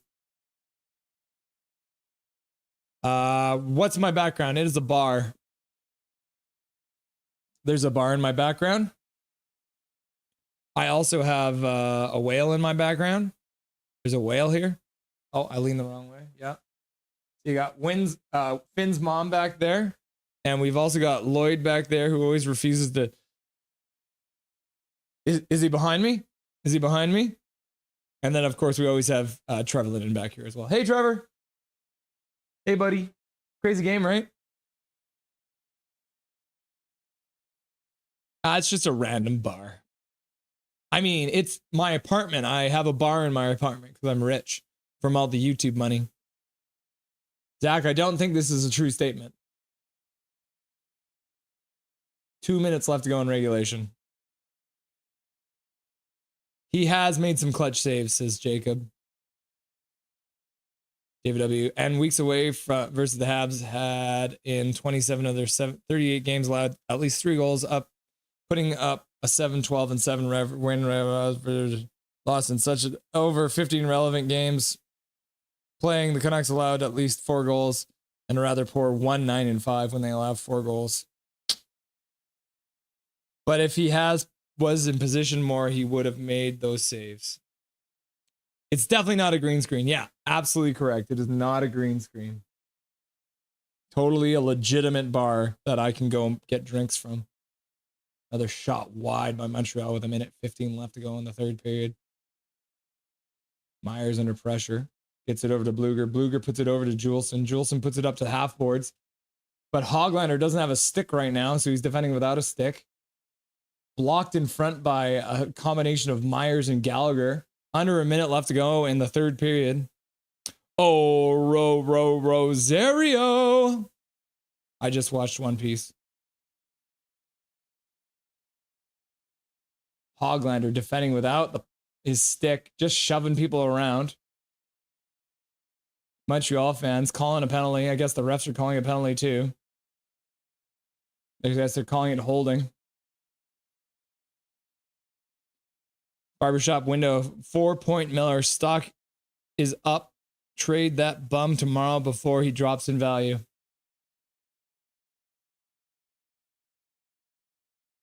Rome, Tocchet wants to win 2-1 games, but he doesn't have the horses to keep his team down to 1 or 2 goals.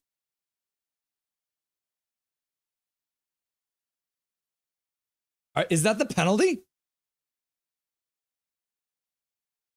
I love Anime Mac. You watch Berserk at all? Or Effin' Laid? 35 seconds left to go in the third period. Montreal gets another power play. Oh, look at that. Martin St. Louis has called a timeout. I didn't know that NHL coaches are allowed to call timeouts anymore. I thought they'd remove timeouts from the NHL because we've never seen Tocchet call a timeout.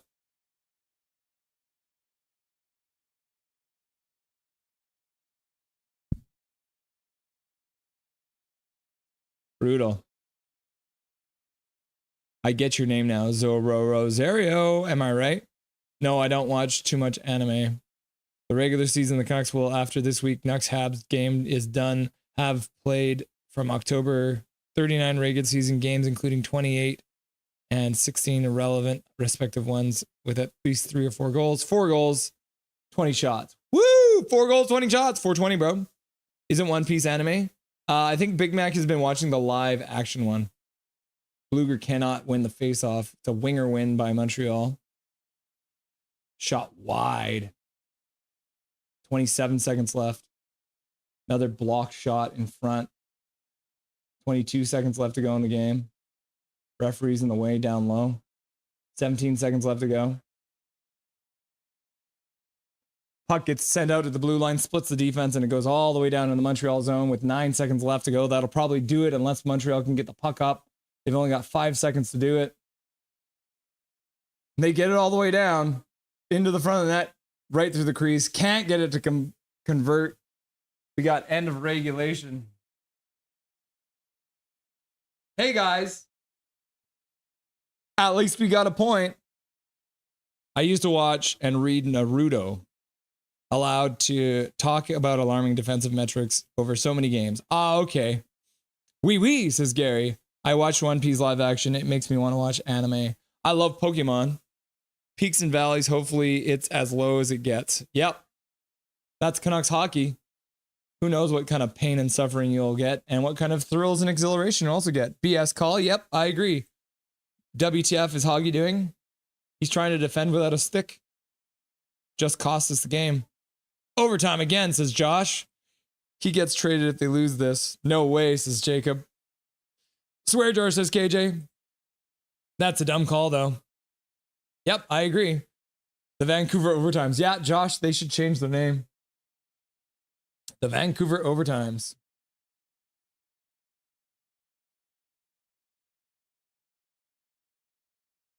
Big Mac, that was BS. I would have just grabbed my stick. I don't know. I think did his stick break or did he just drop it? What's he supposed to do? I can't wait to afford a jersey, Tyler Myers jersey. That's BS. Helm, hammer, hand. What are timeouts, says Jacob? Are you going to get it in XXXXL like real thing, Hachiko?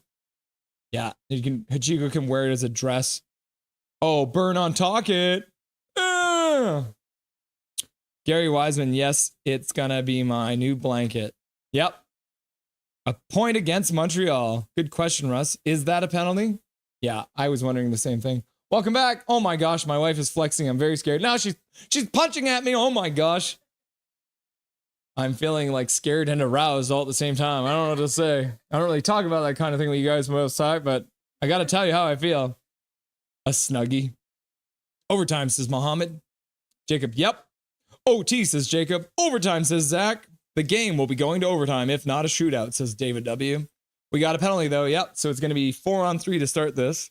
KJ Brazzi, cold Nutella is not fun to deal with. Nope. Canucks win the face-off to start it. Rip it down the ice.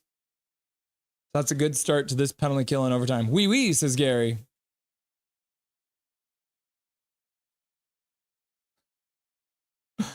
Hachiko's telling you to beat me up, I think. Yeah. Mrs. Captain, I don't know how to feel about that. Oh my goodness. Doc swinging a miss. Just a minute left to go on the power play. 4-on-3. Lots of open ice out there. Lane Hudson up to Caulfield on the point. Marrowed, says Matt. Yeah. Boo.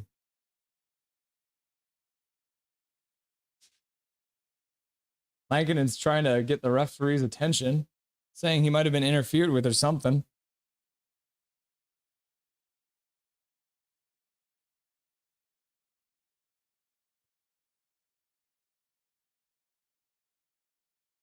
I think they're having a look at it. Going for an overtime loss record. Yep. Swear jar. Let's see.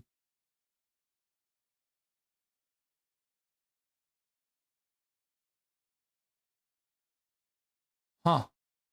I don't know what Lankinen was complaining about. I didn't really see anything there. Yeah, no, I don't think there's anything on that.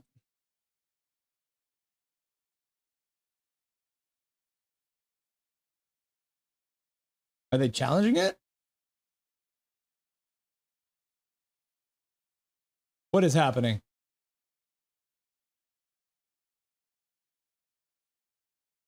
What are they challenging, though? Yeah, Rusake says, yeah, they're challenging it. Like, what is happening? How is this not a goal? So brutal. Rushed home to watch this mess. Yep. I don't think there was a problem. Nah, that's a goal. Yeah, Jacob says that's a goal. No post-game stream for me. Going to watch Breaking Bad. Enjoy it. Breaking Bad's great. Was a fun game. When's the next one? It's on, well, we'll see if the referees screw this one up. I don't think this is going to be called back. But the next game will be on Wednesday against Washington.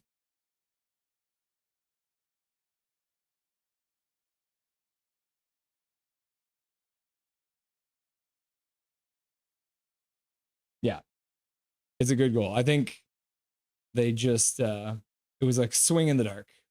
You might as well call it because you still have your timeout because you never need it. Rusage, nice to watch this game with you. Lots. Yeah, thanks, Rusage, for stopping by. Good luck this season. Stop by anytime. We are here live during every single Vancouver Canucks game. I appreciate the sub. Rick looks pissed. Yeah, I would be too. Team can't keep a lead. Hoglander takes a penalty. You hate to see it. I guess we have to blame Big Hog, right? Trying a challenge for goaltending interference is the only thing I can think of, but no way it's going to be called. Yeah. Wait, Washington? Yeah, we got Washington 4:30 on Wednesday. Chaos. Brutal.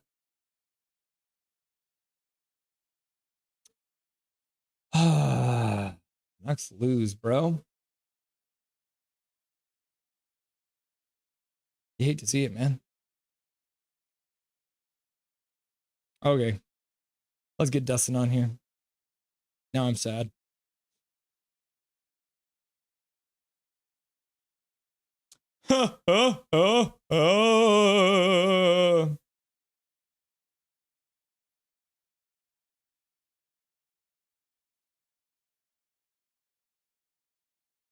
Matt, hashtag we got a point. Hey Dustin, hashtag we got a point. Holy man, do we suck in overtime? I mean, yeah, we were killing a penalty in overtime, which is hard to do. 4-on-3 is a very open horrible ice call, kind of thing. though. But I mean, what was that call? After everything they let go in the third period, like, yes, it was interference, whatever, but he's kind of standing his ground. Like, the Montreal player skated into him. And after everything they were letting go in the third, they call that with 35 seconds left. It's really frustrating in a tie game. And it's even more frustrating when it's a French official. Yeah. I mean, Like, and then they show him at the end of the game there smiling and shaking hands with like the Suzuki and the Canadiens and stuff. It's like gross. yeah. Bothers you. I mean, like, I think it was like, didn't Sherwood get like punched right in the face just like a couple times and there was no call? Yeah, there was a few brutal no calls against the Canucks, and yeah, they did give us a couple of power plays and whatever, but still there were some moments where they could have called many more, and then they decide again. So this is where I get the issue with controlling games and refs deciding when or when they're not going to call penalties, and it's just the inconsistency starts to get frustrating, and it always seems to lead to something like this. But also the Canucks kind of did this to themselves. They get out to their 3-1 lead and then they start sitting back and lo and behold, they take a couple bad penalties and it costs them the game. Is this kind of a system issue? Because this seems to be the issue because the Canucks get up by a couple goals and then they just sit back and they stop trying. And then Montreal completely takes over the game. And it was pretty much all Montreal from that point. Even the fact that the Canucks were able to tie this game was a bit surprising. But once again, are we starting to have a conversation about Mr. Tocchet and his system? Yeah, we have to. I mean, the overtime record, the number of leads given up lately, 3-goal leads, 2-goal leads, it's not good. You can't have that happening, and there's only so much your goalie can do when you're giving up odd man rush after odd man rush, and we're not pushing the play back. The first half of that game, you know, when we started to get up 3-1, I mean, that was the most exciting we've seen the Canucks play in a long time. And then as soon as Montreal got that one back to make it 3-2, we just fell back on our heels and started looking just like we had looked against Nashville, just kind of sitting back, not really driving the play. Yeah, we're hitting guys, but they're not really like board crunching hits or anything like that. Like they're not rattling the boards at all. Struggled mightily in the face-off dot tonight. So not having possession off the drop is always a big issue. Um, just little things. It's always the little things that seem to get this team this year, and we just can't seem to get out of our own way. Yeah, the Canucks only won 41.3% of the faceoff. Montreal bringing in almost 60%, right? Like 58.7%. And then power play wise too, right? Montreal scores on 2 of their power plays, 2 out of 4. The Canucks do get a power play goal, only 1 for 3. And then you mentioned the hits too. Vancouver Canucks with 35 hits. So once again, getting about 10 hits per period. But like you said, at the end of the day, if you're not crunching someone, you're not separating man from the puck, then really you're just injuring yourself for no reason. Yeah, and I'm curious, has anyone in the media or anyone like who interviews Talkit asked him why he is so against calling a timeout? Well, I mean, technically, if he had called the timeout, he wouldn't have been able to challenge a goal that was clearly a goal in overtime. So maybe that's it. Well, no, I think they changed that. Like you I'm get just saying. one free timeout in a game. Like it's one free timeout. It's written in the rules. You get Yeah. one 30-second timeout anytime in the game. It does not cost you anything. So I have no idea why in the hell he refuses to call them ever. Like ever. We see all sorts of teams call them, late in the game. They call timeout to set up their play, rest their top guys. Or if the play starts getting away from them and they start to panic, like we see away coaches call timeouts and that sort of thing. It's just, it literally never happens. And I don't understand why. Yeah. I mean, the only time we've seen him do it was when he doesn't even do it when they pull the goalie, does he? Like, I don't even think we've seen him do it for that. No, like he relies on TV timeouts to get in his conversations with his guys, and then he relies heavily on the players to do it themselves. But sometimes when you see the team floundering a little bit, like after the 3-2 goal, I would have maybe called it, or the 3-3 goal, called a timeout and got the guys back settled down. But yeah, I don't know. It's just something he's very against, and I don't understand it. And also, there's certain structures to our offense that when we start sitting back, we don't really generate anything. We have that slow entry to the zone, or we got the dump and chase, and then we get lucky to have a power play late because Caulfield has a little snap show. But without his little hissy fit, we probably lose this game in regulation. Yeah.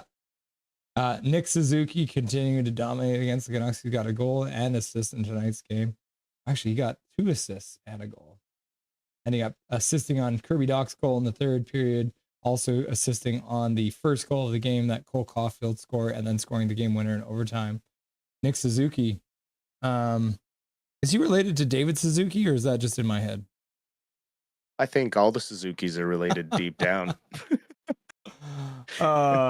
I mean, Suzuki, like even with the stats that you want, but you don't really need, he leads all offensive categories against the Canucks as the current Montreal Canadiens. And obviously they only play about twice a year, but obviously a guy who loves playing the Vancouver Canucks.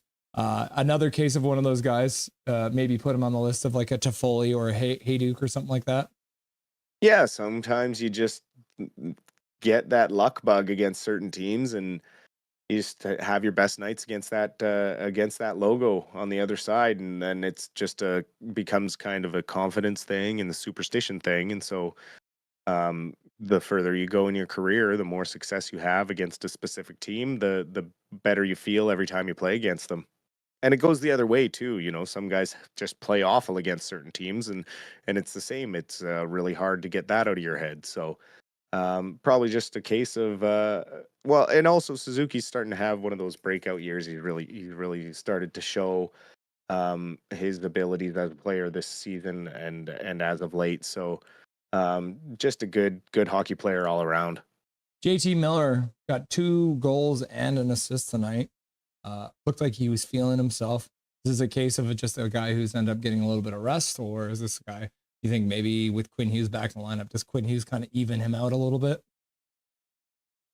I think it's a little bit of everything. It's a shame that on his breakout night we couldn't play better defensively, and I think that's where Petey is missing. I think we don't realize how much he brings to the defensive structure of this team and how much he helps out on the penalty kill and blocking shots and also drawing penalties for this team. And so if we can have Miller doing this and get our PD back, who was starting to show good signs before Christmas, I mean, this team's well on its way to winning games again. It's just there's little holes that seem to keep happening every time we get a different injury. There's a different little hole to fill, and we just keep constantly having to battle that adversity. And one of these days, we will be fully healthy. I hope. I saw a thread on Reddit today, and it was like, "Oh, have we had any games? How many games this year have we had where the Canucks entire core has played together?" And they meant Demko, Besser, blah blah blah, Miller, Pettersson, Hughes, and everyone's like quickly like, "No, we literally have not Zero. had like it hasn't happened yet, right? Because Demko was injured to start. By the time Demko was backing up, that was when Hronek ends up getting hurt. So the Canucks have not had their team together so far, and you don't obviously want to make excuses because it happens, but everyone's looking at, oh, Colorado is so hot right now. What changed? Their players are back and healthy, right? That's the difference. And until the Canucks have the team that they signed in the offseason playing all together, you cannot fully judge this team for what they've done so far this year. And so far, they've looked like a team that are missing some of the key parts of their team, right? Like they're holding their head above water. What are they up to 9 loser points now or something like that in the standings? But they're digging in and getting those points, because you can talk about them losing that point because you don't get the 2 points in the game. But you have to also talk about the fact that they're actually just hanging on for dear life, hanging on to the last wild card spot. That's got to be something they can hang their hats on, right? Well, for sure. And it's easy to dump on them as fans and easy to dump on the season that they've had, given the success that they had last year. But that was last year. We didn't have as many injuries. Everyone was healthy.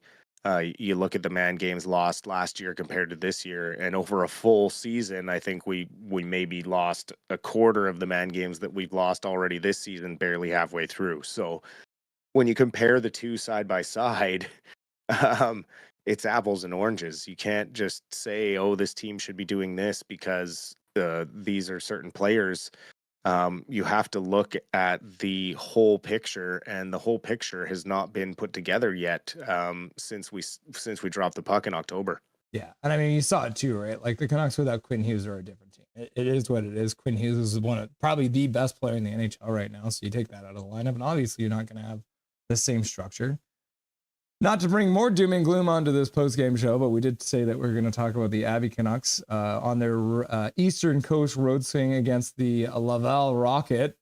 Game 1, they pulled the Vancouver Canucks. Game 2, different story, but can you tell us a little bit about those two games they played last weekend in Quebec? Yeah, so they dropped back-to-back games to Laval. They had the first game was just a close game, a bit of a goalie battle. Went to overtime, and Laval ended up coming out on top with the 2-1 victory in that one. So that was just a really close game, a good battle. And then in the next game, a little bit of a different story. That one was kind of all Laval. The Canucks couldn't really find an answer for their offense in that one, and ended up losing 6-2 in the second one. So they've now amassed 6 straight losses, which is a stark contrast to the 4-game winning streak they were on prior to the Christmas break.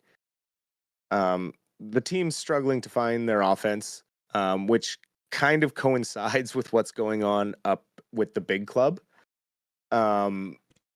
When you have players constantly coming in and out of the lineup, and you're having to shuffle your lines because of injury fills with guys going up to the Vancouver team.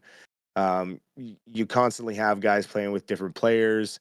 Also, you're usually missing your difference makers or your better players when there's holes to fill up with the big clubs. So, you got Phil DiGiuseppe and Max Sasson playing with the Vancouver Canucks right now, and those are two big two-way forwards that are huge difference makers down in Abbotsford. They're a bit older guys that have more responsible of a game. So we're kind of seeing the effects of the injuries up in the big club is now having its domino effect kind of with the lower club. We were seeing a lot of good things with their structure and that right before Christmas, but then coming out of the break, they're struggling a little bit to find some consistency. Game one, Atu Ratu did get on the score sheet, so he was able to find one after going a few games without getting any points. And then also then in the 6-2 game, we had I think Tristan Nielsen got on the board with a nice pass from Jonathan Lekermacki. And then we had Ty Mueller getting the other goal off a nice tip from an Elias Pettersson, sorry, You're pulling at DPD. me. Yeah, shot from the point. Overall, the games were pretty balanced in shots and hits and sort of thing like that. Canucks had their chances with some power plays and things early, but then unfortunately weren't able to capitalize. And Laval was just too much for them on this first part of their Eastern trip. Yeah, I mean, and probably extra difficult for an AHL team to suddenly be on the East Coast because that is something that they don't do on a very regular basis. So I imagine for them, it's an even bigger shock to the system if you're suddenly playing in Quebec. Absolutely. Yeah. Speaking of Lekermacki getting that assist, gets called up based on the injury to Dakota Joshua, ends up getting a goal and an assist though. That's got to make him feel good. Yeah, it looked very good, and like we had said after that first period, right back on that top line when he came out in the second period, and of course made a big difference that one shift, 2 goals in 20 seconds, the assist on the Miller goal, and then getting his own off a nice feed from Besser off the outlet from Miller in their own zone. When you see a performance from Lekermacki like that, you got to think that means the Canucks will probably look at maybe keeping him up instead of one of the other guys moving forward. Possibly. The issue is if you have to move him down the lineup, can he handle the defensive responsibilities of a third or a fourth line when you're going up against probably top guys, especially on the road? So that is the question there. From this game, it looks like he's grown a bit more responsibly in the defensive end. He's learning the things that they've asked him to do down in Abbotsford. So I would expect him to get into the next game, unless PD draws back in. But it will depend on how the coaches felt he did overall. I felt he definitely deserves another game up with the big club. Go and see where it goes from there. See, I almost think that you might see Sasson come out of the lineup just because he has been playing at center. So if you do get Pettersson back in the lineup, that does add another center to the line. And you're looking at Dakota Joshua being out with him being a winger. So you might see him, you never know, right? Because the Canucks have done that a little bit this year, making sure that all their guys are kind of getting a chance. And even though Sasson's been looking really, really good, Lekermacki does bring that offensive touch that I think he's got a bit of an advantage on Sasson with. Yeah, exactly. JT Miller finishing the game with 4 points. I was actually wrong. He had 2 goals and 2 assists. I had him at 2 goals, 1 assist. Big game for the boy. Got to be a good start to the road trip for him. Even getting maybe the lineup back together with PD, maybe starting on Wednesday against Washington. Maybe you look at keeping Lekermacki in the top 6 and then moving one of the other guys down. That might be like maybe even Garland ends up on the third line or something like that. Yeah, possibly. We'll see. He gives you some options. Could maybe even see Lekermacki playing with DeBrusk and Petey, and then you get Suter back up with Bess and Miller.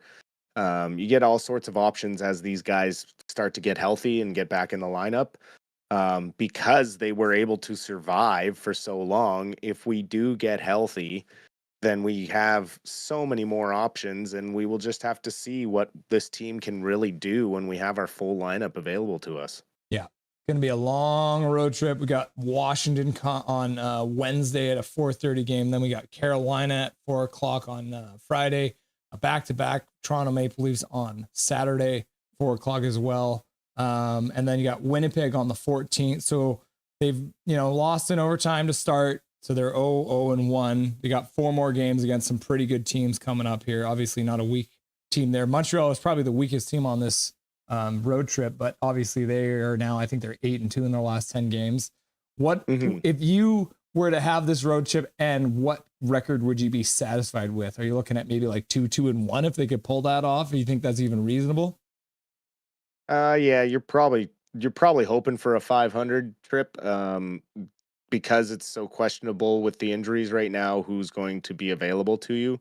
However, it does look like they're going to get constant reinforcements along this trip. PD looks like he's real close to coming back, and it sounds like Demko did practice for about 20 minutes yesterday, I believe. Or maybe this morning, I can't remember. So it sounds like he's not too far off with his back spasms. So as each game goes on, hopefully we get a few guys back into the lineup, and maybe we can win more than we lose on this road trip. Who knows? With this team this year, we don't know until we know what the lineup is, to be honest. Because with Dakota going on IR, that means it's a minimum of 3 games, right? So he'd be looking at the earliest he would play again would be Saturday against Toronto if he was ready to go at that point. Yes. Oh, chaos. It's always chaos here, isn't it? Things used to be so easy. The Canucks were so good last year. They didn't have any injuries and all that. And then this year has just been anarchy and chaos every single game, seems like. What a year to start doing this sort of stuff, eh? I thought it was a good idea. They lose to the team that makes it to the Stanley Cup Finals, and they only by a goal there. So you thought maybe it was a good idea. But that is what it is to be a Canucks fan and deal with their Canucks logic, right? Absolutely. In true Todd Bertuzzi fashion, it is what it is. Yeah. We're going to see you on Wednesday for the first intermission, Dustin. Yes, sir. I should be there. I will let you know if anything comes up. Cool. Any last words for chat before I let you go? Tough one tonight, guys, but let's look to bounce back on Wednesday against the Caps, and hopefully we get Petey back and maybe even Demko, and things will be brighter on the other side of all these injuries, I promise. Cool. Thanks again for the 10 gifted subs, sir. Have a great night. Cheers. Dustin Boydell, everyone. The Silver Fox coming in clutch as usual. Oh my goodness. Chaos. I mean, it was a fun game, right? Despite the fact that we ended up losing, we still got the point, right? We all love the point.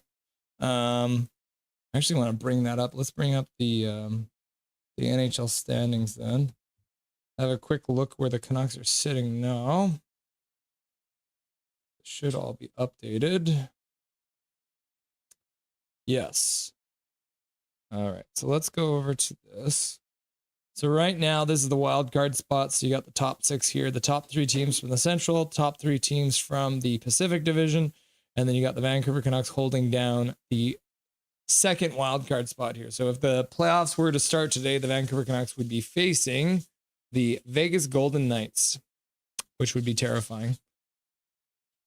Canucks now have 9 overtime losses, which I believe is the most in the entire league. Yes, by far. Yeah. The Canucks have 9 losses in overtime. The next teams down have 7, that being Calgary, Utah, Pittsburgh, New York Islanders, and Nashville. But that's 9 points, right? Keeping them at 45. If we're looking at points percentage, that brings the Canucks in at 1, 2, 3, 4, 5, 6, 7, 8, 9, 10, 11, 12, 13th. So 13th best points percentage in the league, bringing them in at just at the wild card spot like we saw here. Right? As long as they can keep ahead of Calgary, the team that's kind of giving them a run, St. Louis, not in their division, also has a couple games in hand. So, yes, things have been rough, but the Vancouver Canucks are doing everything they can to hang on. 6 overtime losses at home. They now have 3 overtime losses on the road. We need to get healthy. Back to the bar. My goodness. Anarchy, chaos. This is the way. Canucks hockey. Oh my goodness, people. I'm gonna get more gray hair from this. Dusty's definitely right. This is a heck of a time to start broadcasting Canucks games. Okay, let's quickly say what's happening. Washington will be tough. Rome says, yep. Why is everyone freaking out? I mean, it's the Canuck way. When we win, we're chill. And when we lose, we freak out. We freak out, man.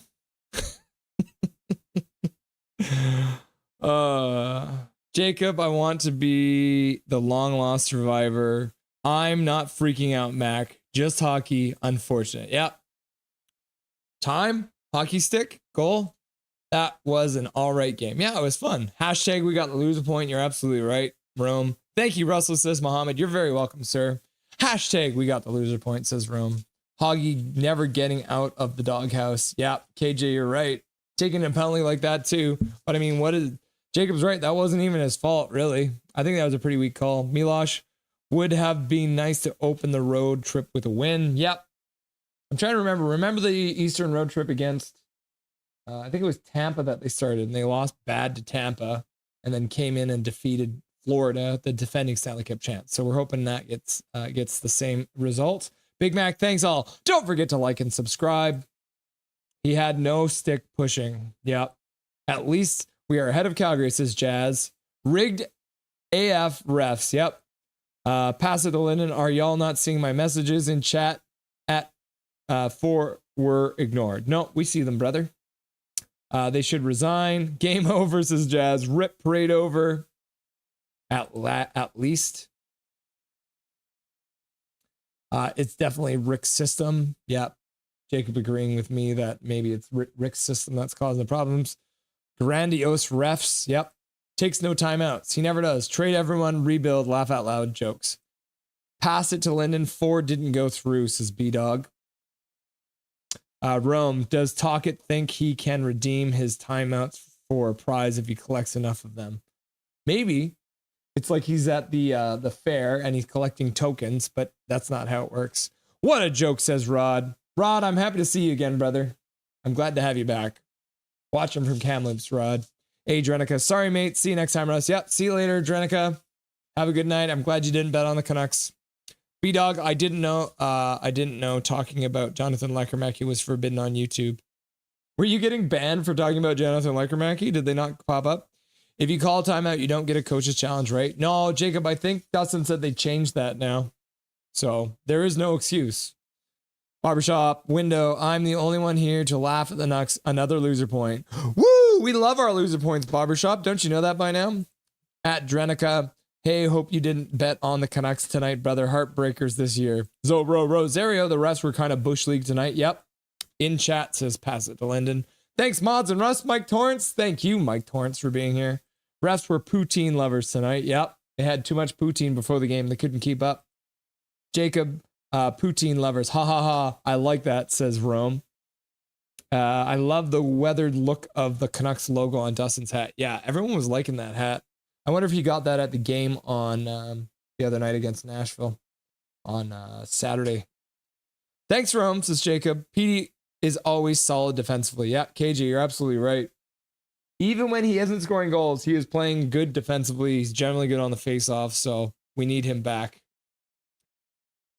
I mean, the difference between Pettersson as your second center and Suter as your second center or Bluger as your second center, right? Like, there's a huge drop-off there.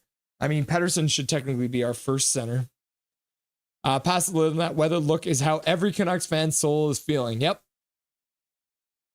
1970 to today. So this is what, 55th season or something like that? No Stanley Cups. I would rather a crappy Petey over a crappy Miller. Undying Steak Crumpet.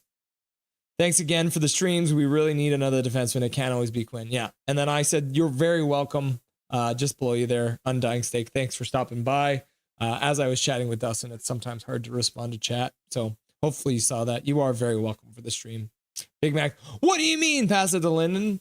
And then Big Mac says, agreed. Undying Steak Crumpet. KJ, alrighty then. Have a good night, boys and girls and Dobby.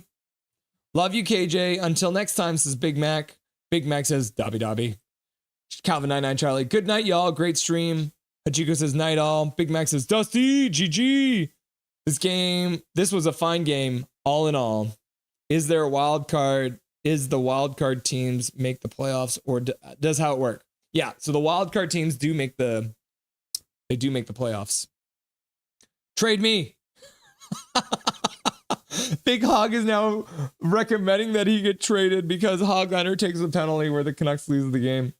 Calvin99 Charlie, but will you still be here, Big Hog? Was an unnecessary penalty, even if it was a bad call to take with 40 seconds left. Yep. Zach, Toronto Maple Leafs versus Philadelphia Flyers tomorrow night, 7:30. You'll be able to catch that on TSI. If you guys haven't checked it out, TSI has all of the Toronto sports. Everything. Toronto Raptors, Toronto Maple Leafs. Do they do Toronto Argonauts? I think they do the soccer team out there. So yeah, go check them out if you are a Toronto fan. And as I mentioned, TSI Mike should be joining the show on Saturday against the Leafs. Okay. Canucks lose in overtime. At least we at least got the loser point. Because that's all that really matters, right? At least we got a point. We can be like the Washington Capitals last year, right? Where they were a minus 21 going into the playoffs. We can do it with like 15 or 16 overtime losses.